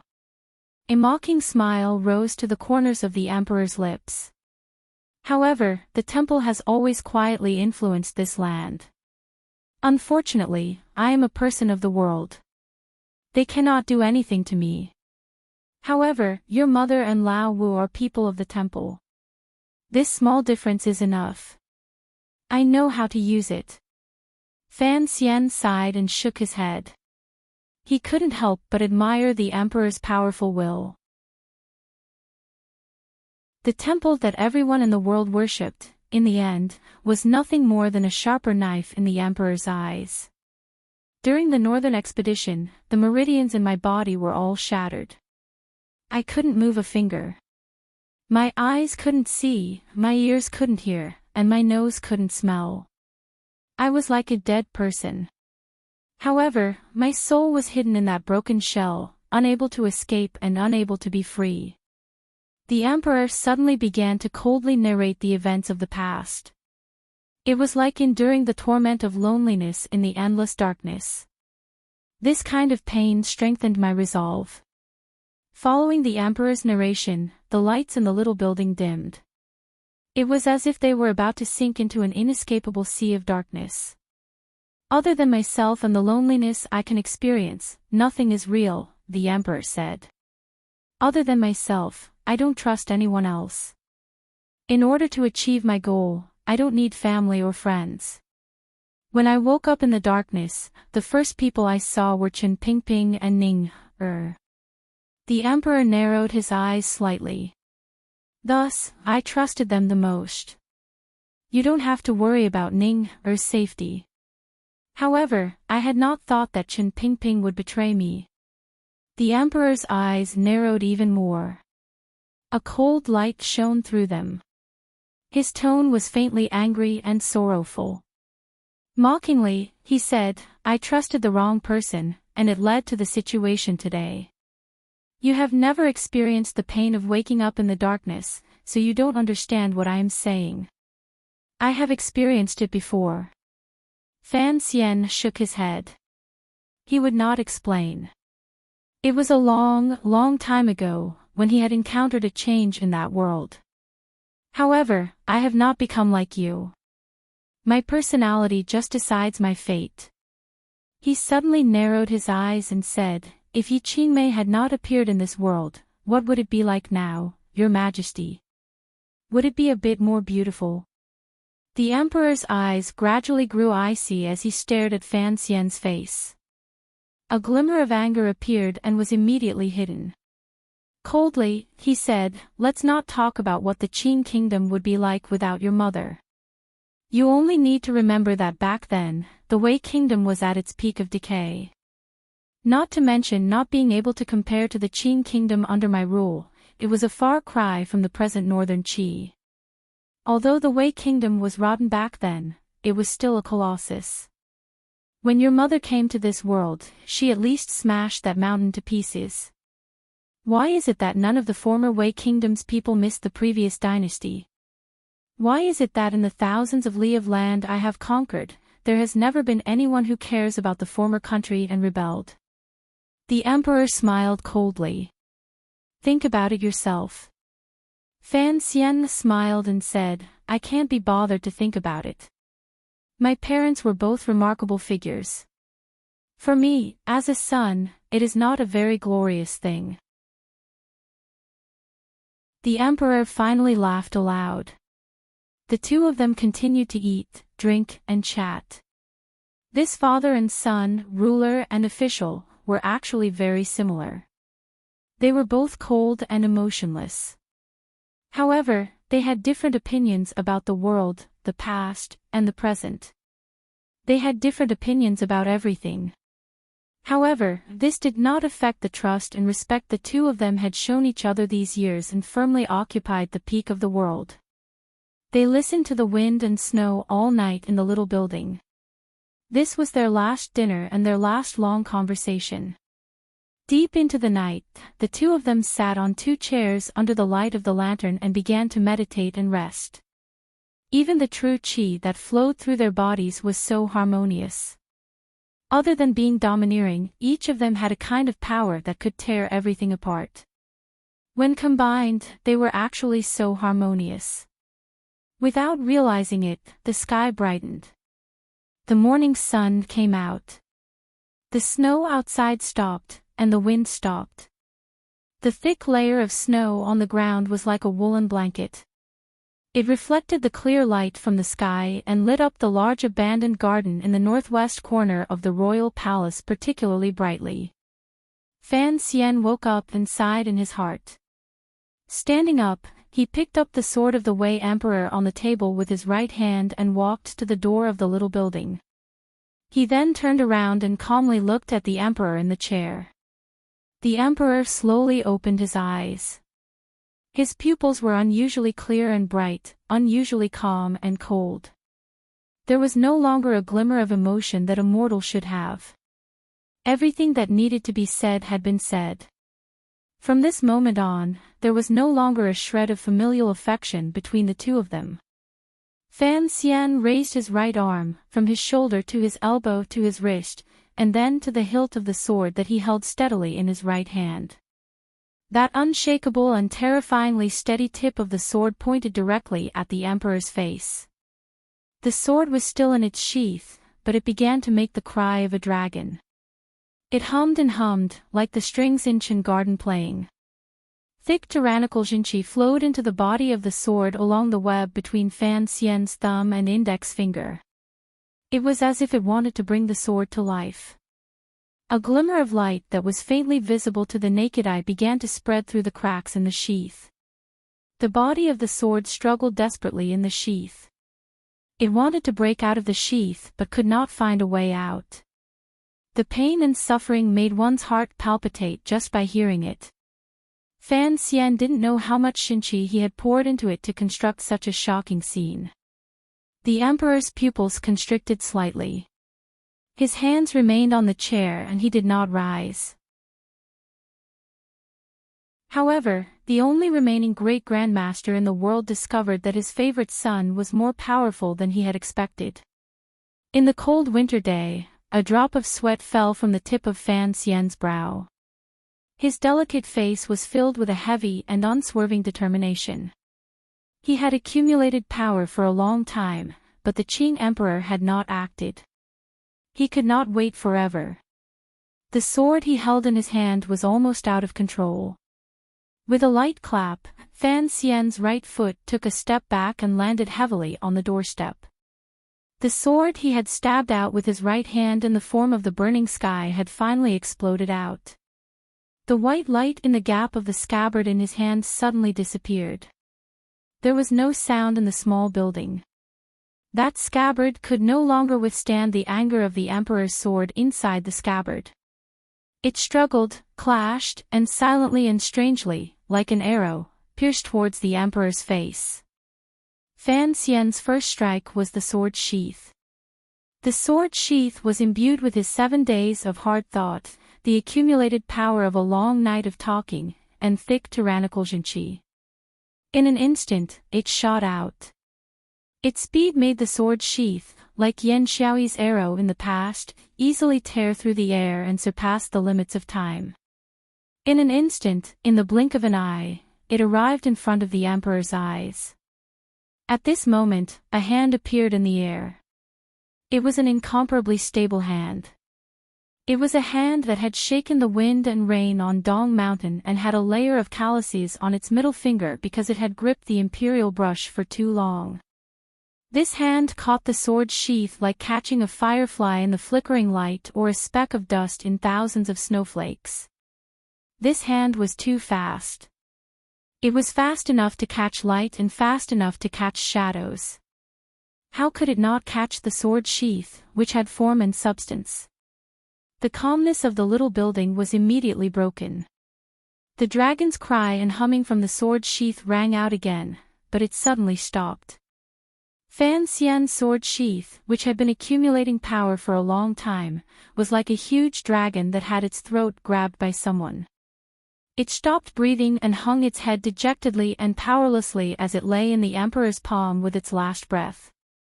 The Emperor slowly rose. His expression was unusually calm. However, he had to admit that Fan Xian's realm had exceeded his expectations. This strike, which was like a flying dragon from beyond the heavens, seemed to faintly have the feeling of leaving space. There was no one in front of the little building. The Emperor looked coldly in that direction. The chair behind him shattered with a rustling sound, turning into powder, and nothingness, scattering all over the ground. Fan Xian had used all the power in his body to activate the sword sheath. It looked like he had staked everything on one throw.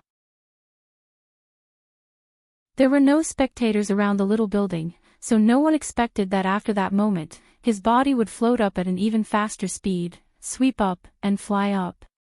His body was like a large bird. No, he was lighter and faster than a bird.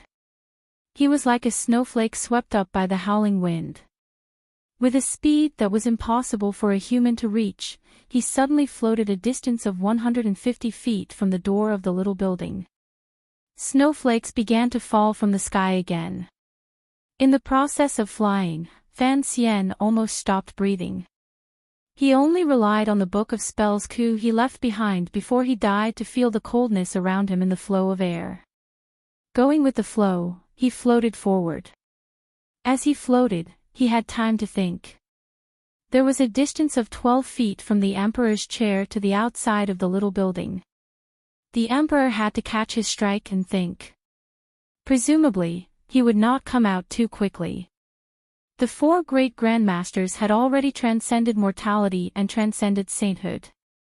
In the end, they were not immortals. They each had their own weaknesses. Master Ku He's weakest point was his old physical body. Yi Liuyun's strongest point was his cloud-like movements. If the great grandmaster in the little building was Yi Liuyun, Fan Xian would not have had the extravagant hope of keeping him in the building. However, the person in the building was the emperor. His Xinqi cultivation was the best in the world. It was abundant to the peak. Relying on Xinqi to move, the physical body would always be limited. Moving in a small area required supernatural skills, just like how Yi Liuyun faced a sky full of crossbow bolts. However, the emperor might not be able to forcefully sweep out of the little building in such a short time. What followed immediately was an attack without any gaps. Fan Xian's feet slid 2 feet on the snowy ground, revealing 2 snow ditches. His figure landed on the snowy ground. Sword light flashed and he held it horizontally in front of his face. His front knees were in a half-crouch. It was a posture for a fatal attack. At the same time the cold sword light illuminated his delicate face. A sudden, vigorous, and rapidly burning fire swallowed the entire little building in an instant. A sea of fire appeared in the snowy palace. With a few muffled sounds, countless tongues of flame shot into the sky and surrounded the entire little building. The red and burning light immediately warmed the cold sword in front of Fan Xian and made it red. Such a large and quickly lit fire could not have been formed naturally. No one knew what Fan Xian had prepared in the little building. What made Fan Xian feel slightly disappointed was that a streak of aura flowed through the sea of fire. A human figure stood brilliantly in front of the sea of fire, looking coldly at him. He stood in the snowy ground, leaving the sea of fire behind him. Some places on the emperor's dragon robe were already charred. His hair was also slightly burned. His face was slightly pale, but he still stood arrogantly and looked coldly at Fan Xian. When did you move the gunpowder of the third bureau into the palace? The emperor narrowed his eyes and looked at Fan Xian. Fan Xian smiled widely and gripped the hilt of his sword tightly. 3 years ago, during the Jingdo Rebellion, when I was regent, it was not difficult to move as much gunpowder as I wanted into the palace. The emperor slowly walked closer to Fan Xian. His eyes narrowed slightly. In a cold voice, he said, "So, for today, you prepared for 3 whole years." Fan Xian narrowed his eyes like the emperor to prevent the bright sea of fire from affecting his line of sight. Pressing his lips together, he said, "I just thought that if my mother's portrait was placed in this building, presumably she would also feel angry. Since that is the case, then it would be better to burn it." If the emperor had not summoned Fan Xian in front of the little building yesterday, if the emperor had not acted immediately and instead had a long conversation with Fan Xian in the little building, Fan Xian would not have been able to find any opportunity to activate the mechanism or ignite the gunpowder. Fan Xian would not have been able to find any opportunity to activate the mechanism or ignite the gunpowder.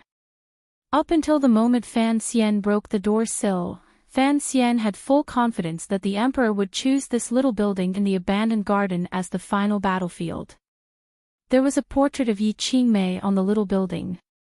The emperor would certainly choose to completely end the decades of gratitude and grudges between them in front of this woman's portrait. Fan Xian was certain of this because he knew the emperor's intentions better than anyone else in the world. He knew what kind of person the emperor was. The emperor was a cold and emotionless but hypocritical person who thought he was kind and affectionate. Fan Xian was also very hypocritical. Using the words of that world, the father and son both liked to pretend to be a little bourgeois. Without question, the little building was the best stage for the two of them in this great show. The moment the fire ignited, Fan Xian's heart jumped. The reason he had chosen the gunpowder that had been buried for 3 years as his ultimate weapon was because Chen Pingping's wheelchair in the royal study had given him confidence. Faced with an attack that came from all directions and had no space to dodge, even a great grandmaster would not be able to create something from nothing and find a way to dodge. The iron pellets and steel balls shot out by the gun in the chair were like this. Presumably, the fire raging everywhere was also like this. Unfortunately, the emperor was still standing in the snow. Although his face had been slightly pale earlier, presumably because he had escaped from the sea of fire and expended a great deal of his yuanqi, this sky-burning fire did not cause him any irreversible injuries. "The fire is too slow," the emperor said without a trace of emotion as he looked coldly at Fan Xian.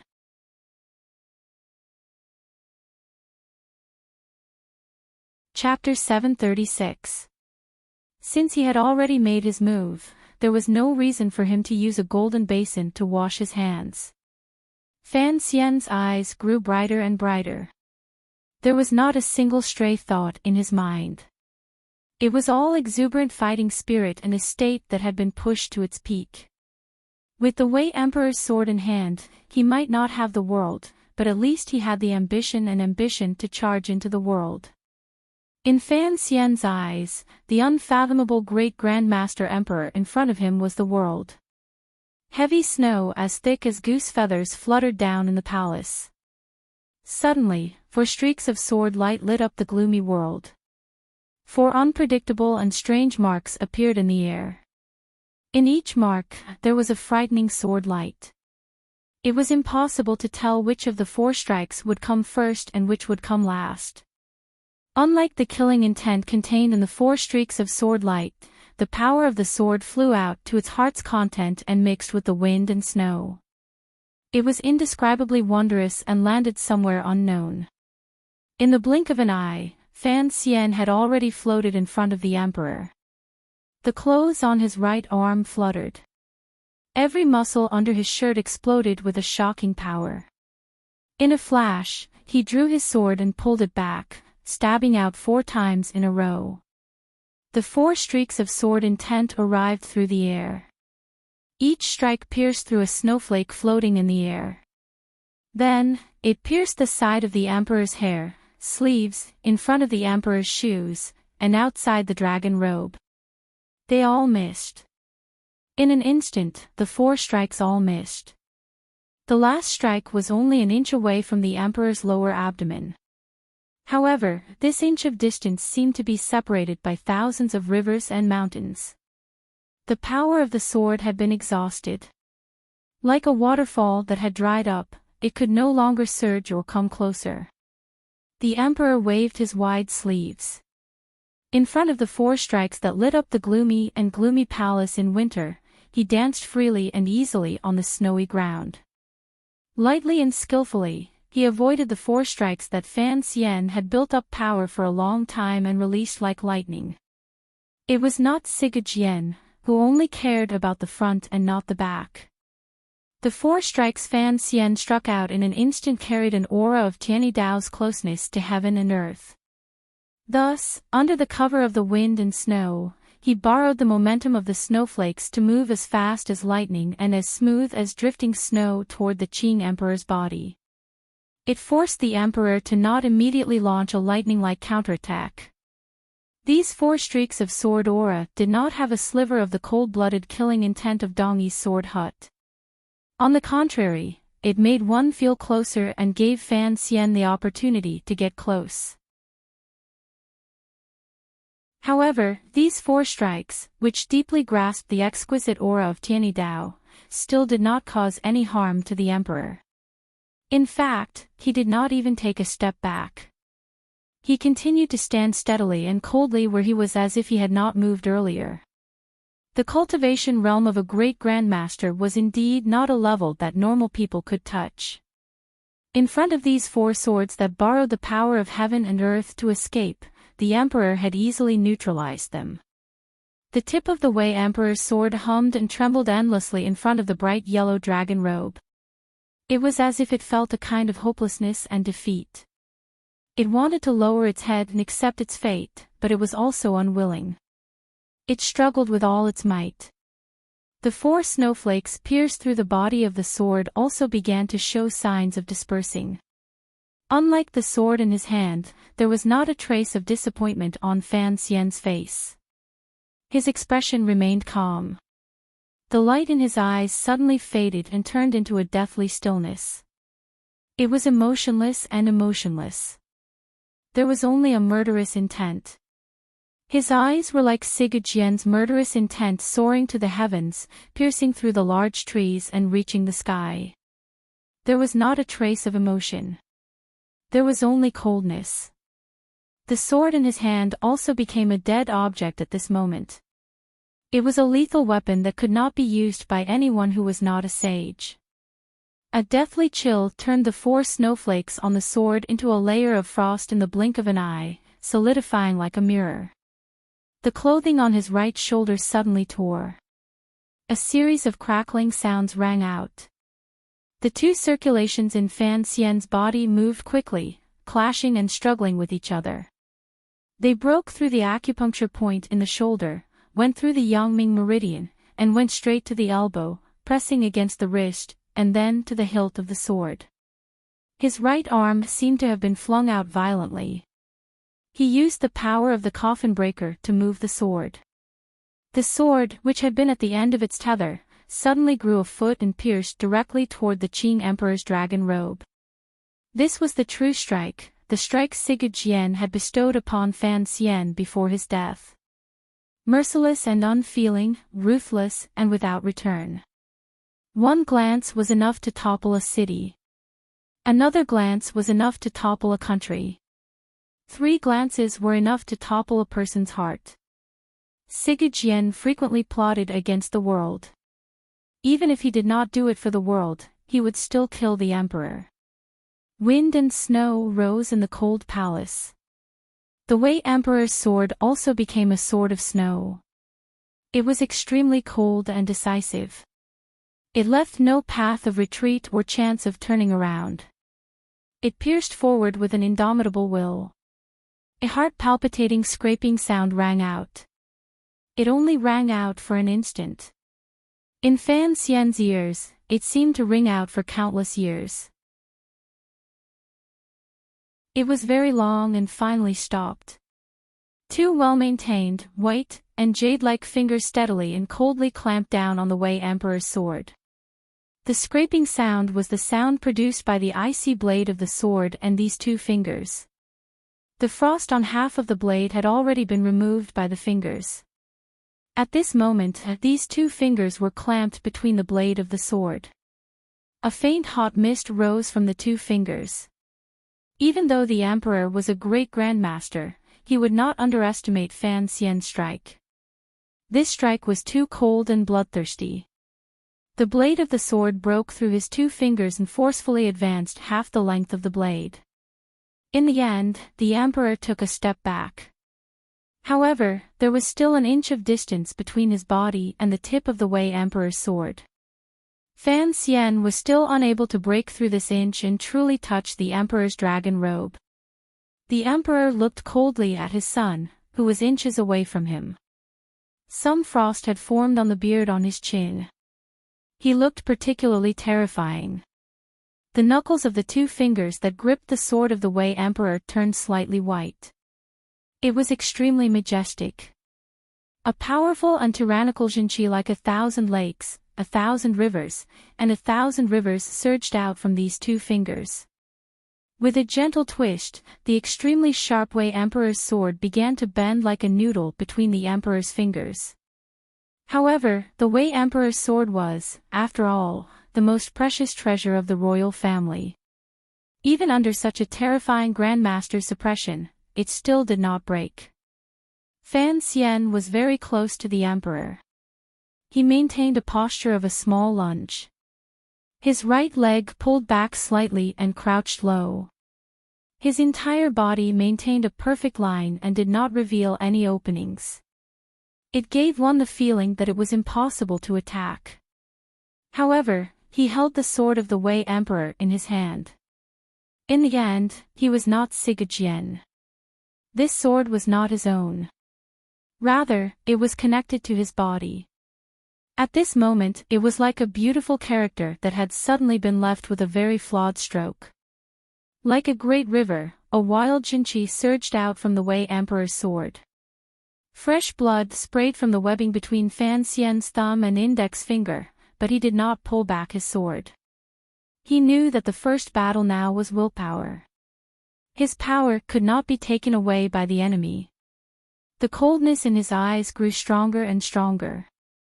The Jinqi in his body also began to surge out violently. Fan Xian bravely did not pull back his sword. However, the Emperor pulled back his finger. The Wei Emperor's sword, which had been bent to the extreme, bounced up like lightning. Like a whip of a horse, it chopped toward Fan Xian's face. Fan Xian could clearly see the bright sword light in his eyes. The ice and frost on the other half of the sword also split open with this bounce and exploded on the blade of the Wei Emperor's sword. It turned into countless tiny shards of ice and exploded between the Emperor and Fan Xian. Fan Xian let out a sharp cry and quickly loosened the webbing between his thumb and index finger. His wrist dropped like lightning, and he held the hilt of the sword in a reverse grip. His feet took a series of 8 steps on the snowy ground. Kicking the golden eaves, he raised his head to retreat. However, with this raise of his head, the perfect and ruthless defense he had woven earlier immediately melted like ice and snow. His movements became a mess. The Emperor's figure whizzed forward like a gust of wind, heading straight for Fan Xian's body. A normal and simple punch flew out and landed directly on Fan Xian's chest. With a muffled thud, Fan Xian's body was sent flying by this seemingly light punch. His entire body became a snowflake floating in the air. Drifting in spirals, it was wretched and wretched. Without any strength, it changed countless times in the air. Flipping 7 or 8 times, it swept across dozens of feet of the abandoned garden and snowy ground.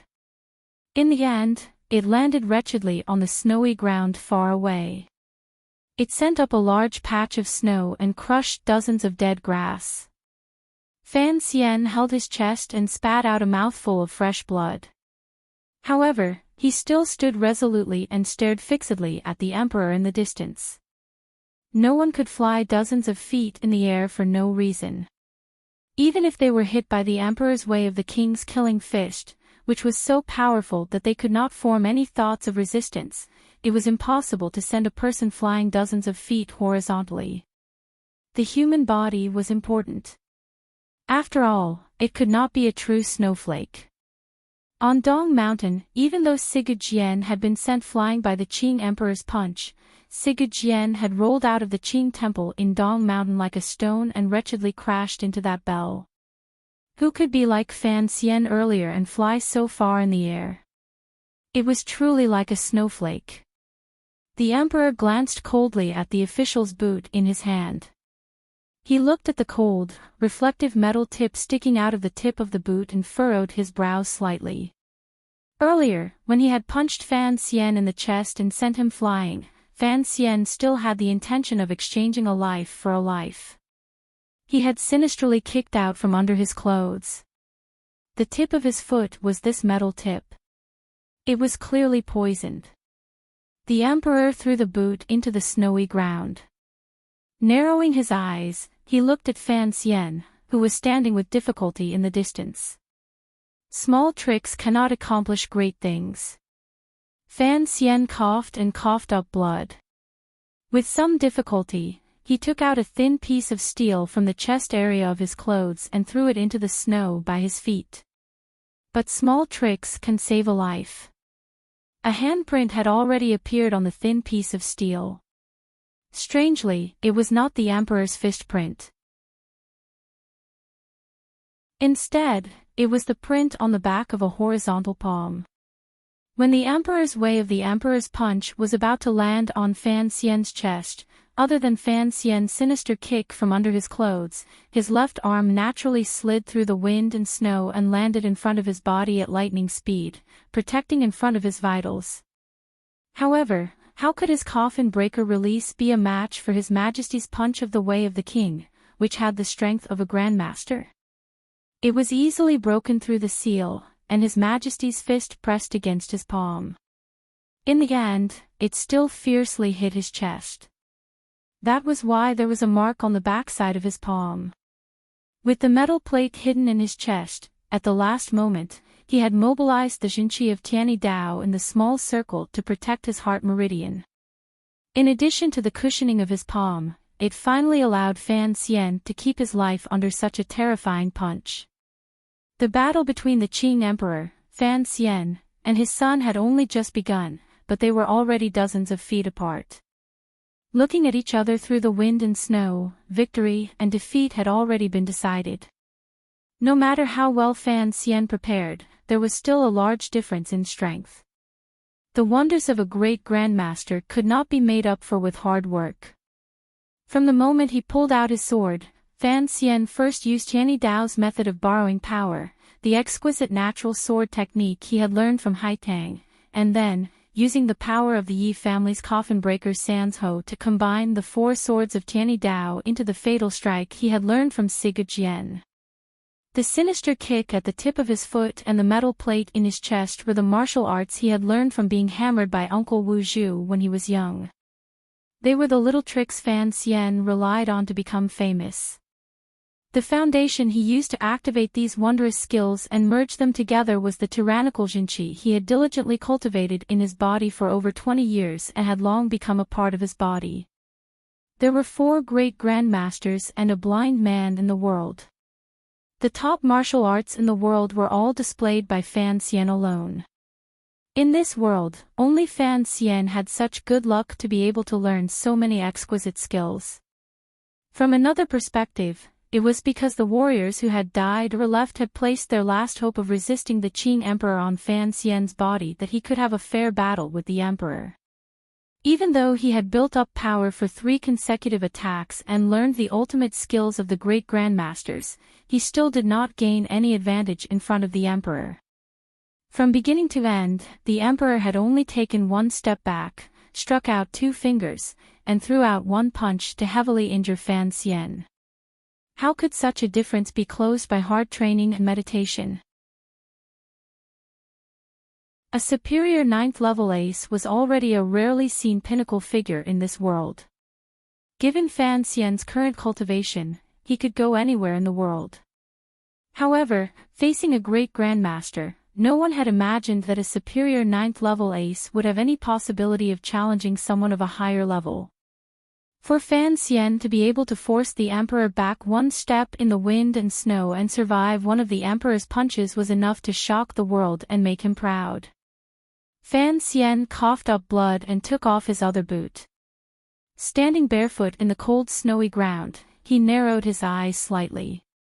A never-before-seen pride and confidence rose in them. This abrupt emotion in the face of a crushing defeat was not because he had forced back the Emperor or because he had survived. Rather, it was because in his calm heart, there was an affirmation of his own judgment. The Emperor was old. Fan Xian had been in seclusion for 7 days.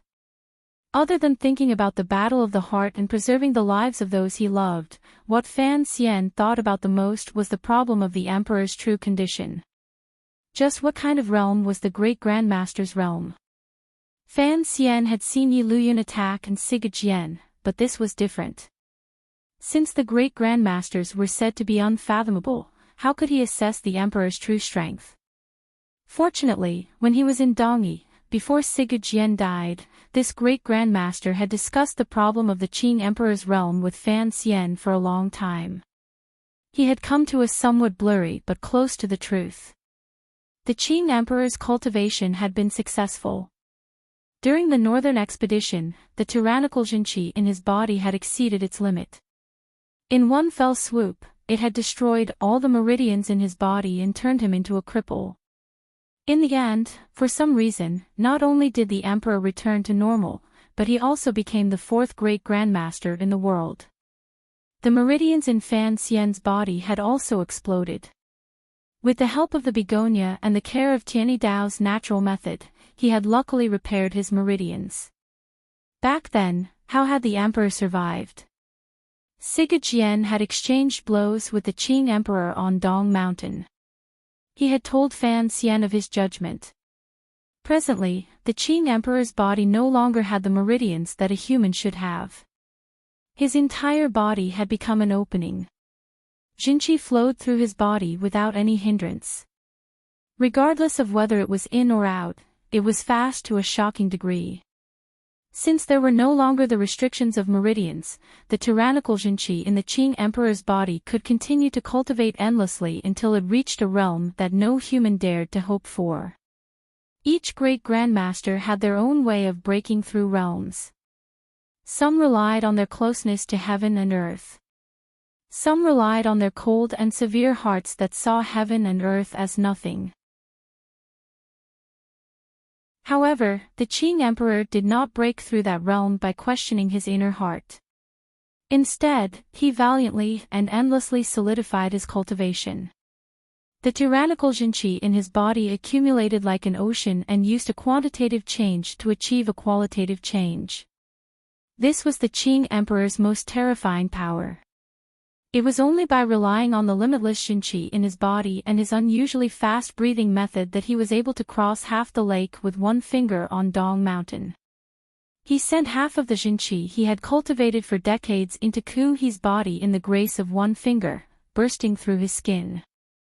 If one could confirm the true nature of the Qing Emperor's great grandmaster realm, then there was a question worth pondering. Half of the tyrannical Jinqi the Qing Emperor had accumulated for decades had been sent into Ku He's body. It was worth it to use such a large loss to kill a great grandmaster. However, the Qing Emperor would probably have to spend many years to recover this loss. Normal martial cultivators only needed a few days of meditation to recover their Jinqi to its original state.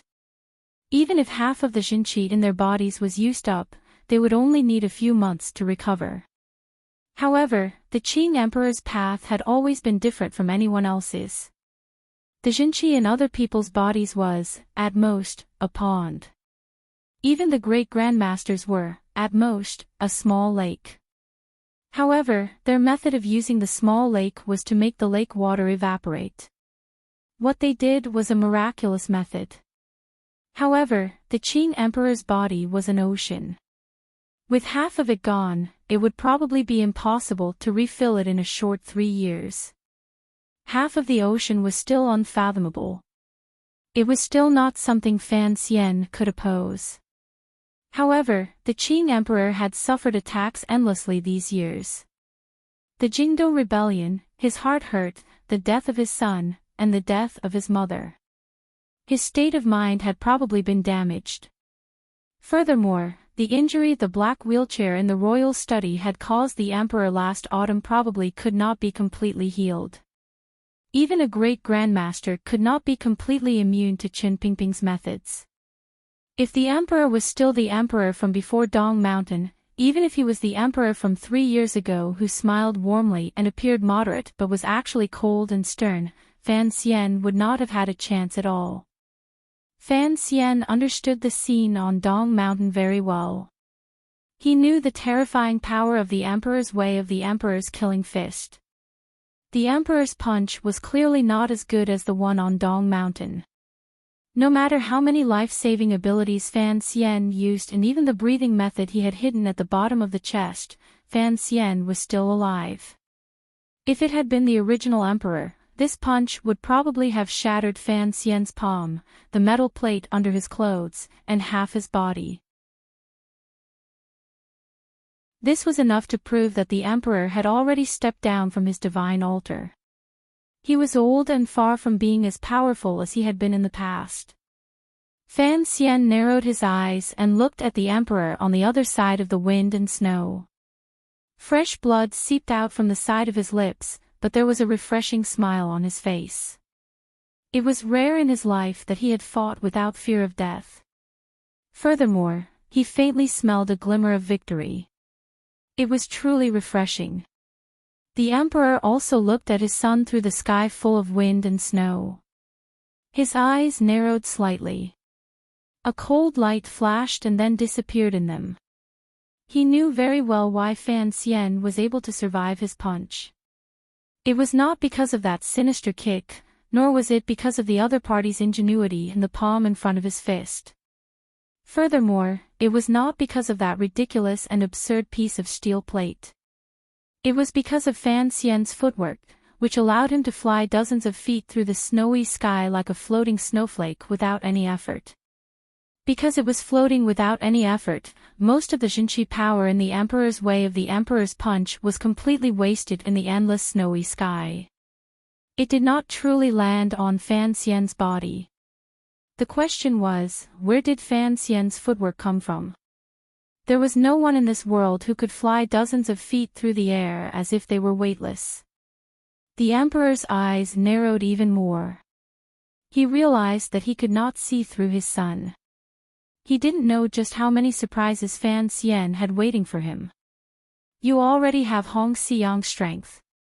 The Emperor's voice passed through the sky full of wind and snow and clearly entered Fan Xian's ears. Fan Xian's expression froze slightly. He knew that this was the Emperor's ultimate affirmation of himself. Back then, other than the 4 great grandmasters, eunuch Hong's strength was the most unfathomable. The Emperor had once said that if it were not for the fact that Hong Xiang's body was abnormal, there would probably be one more great grandmaster in this world.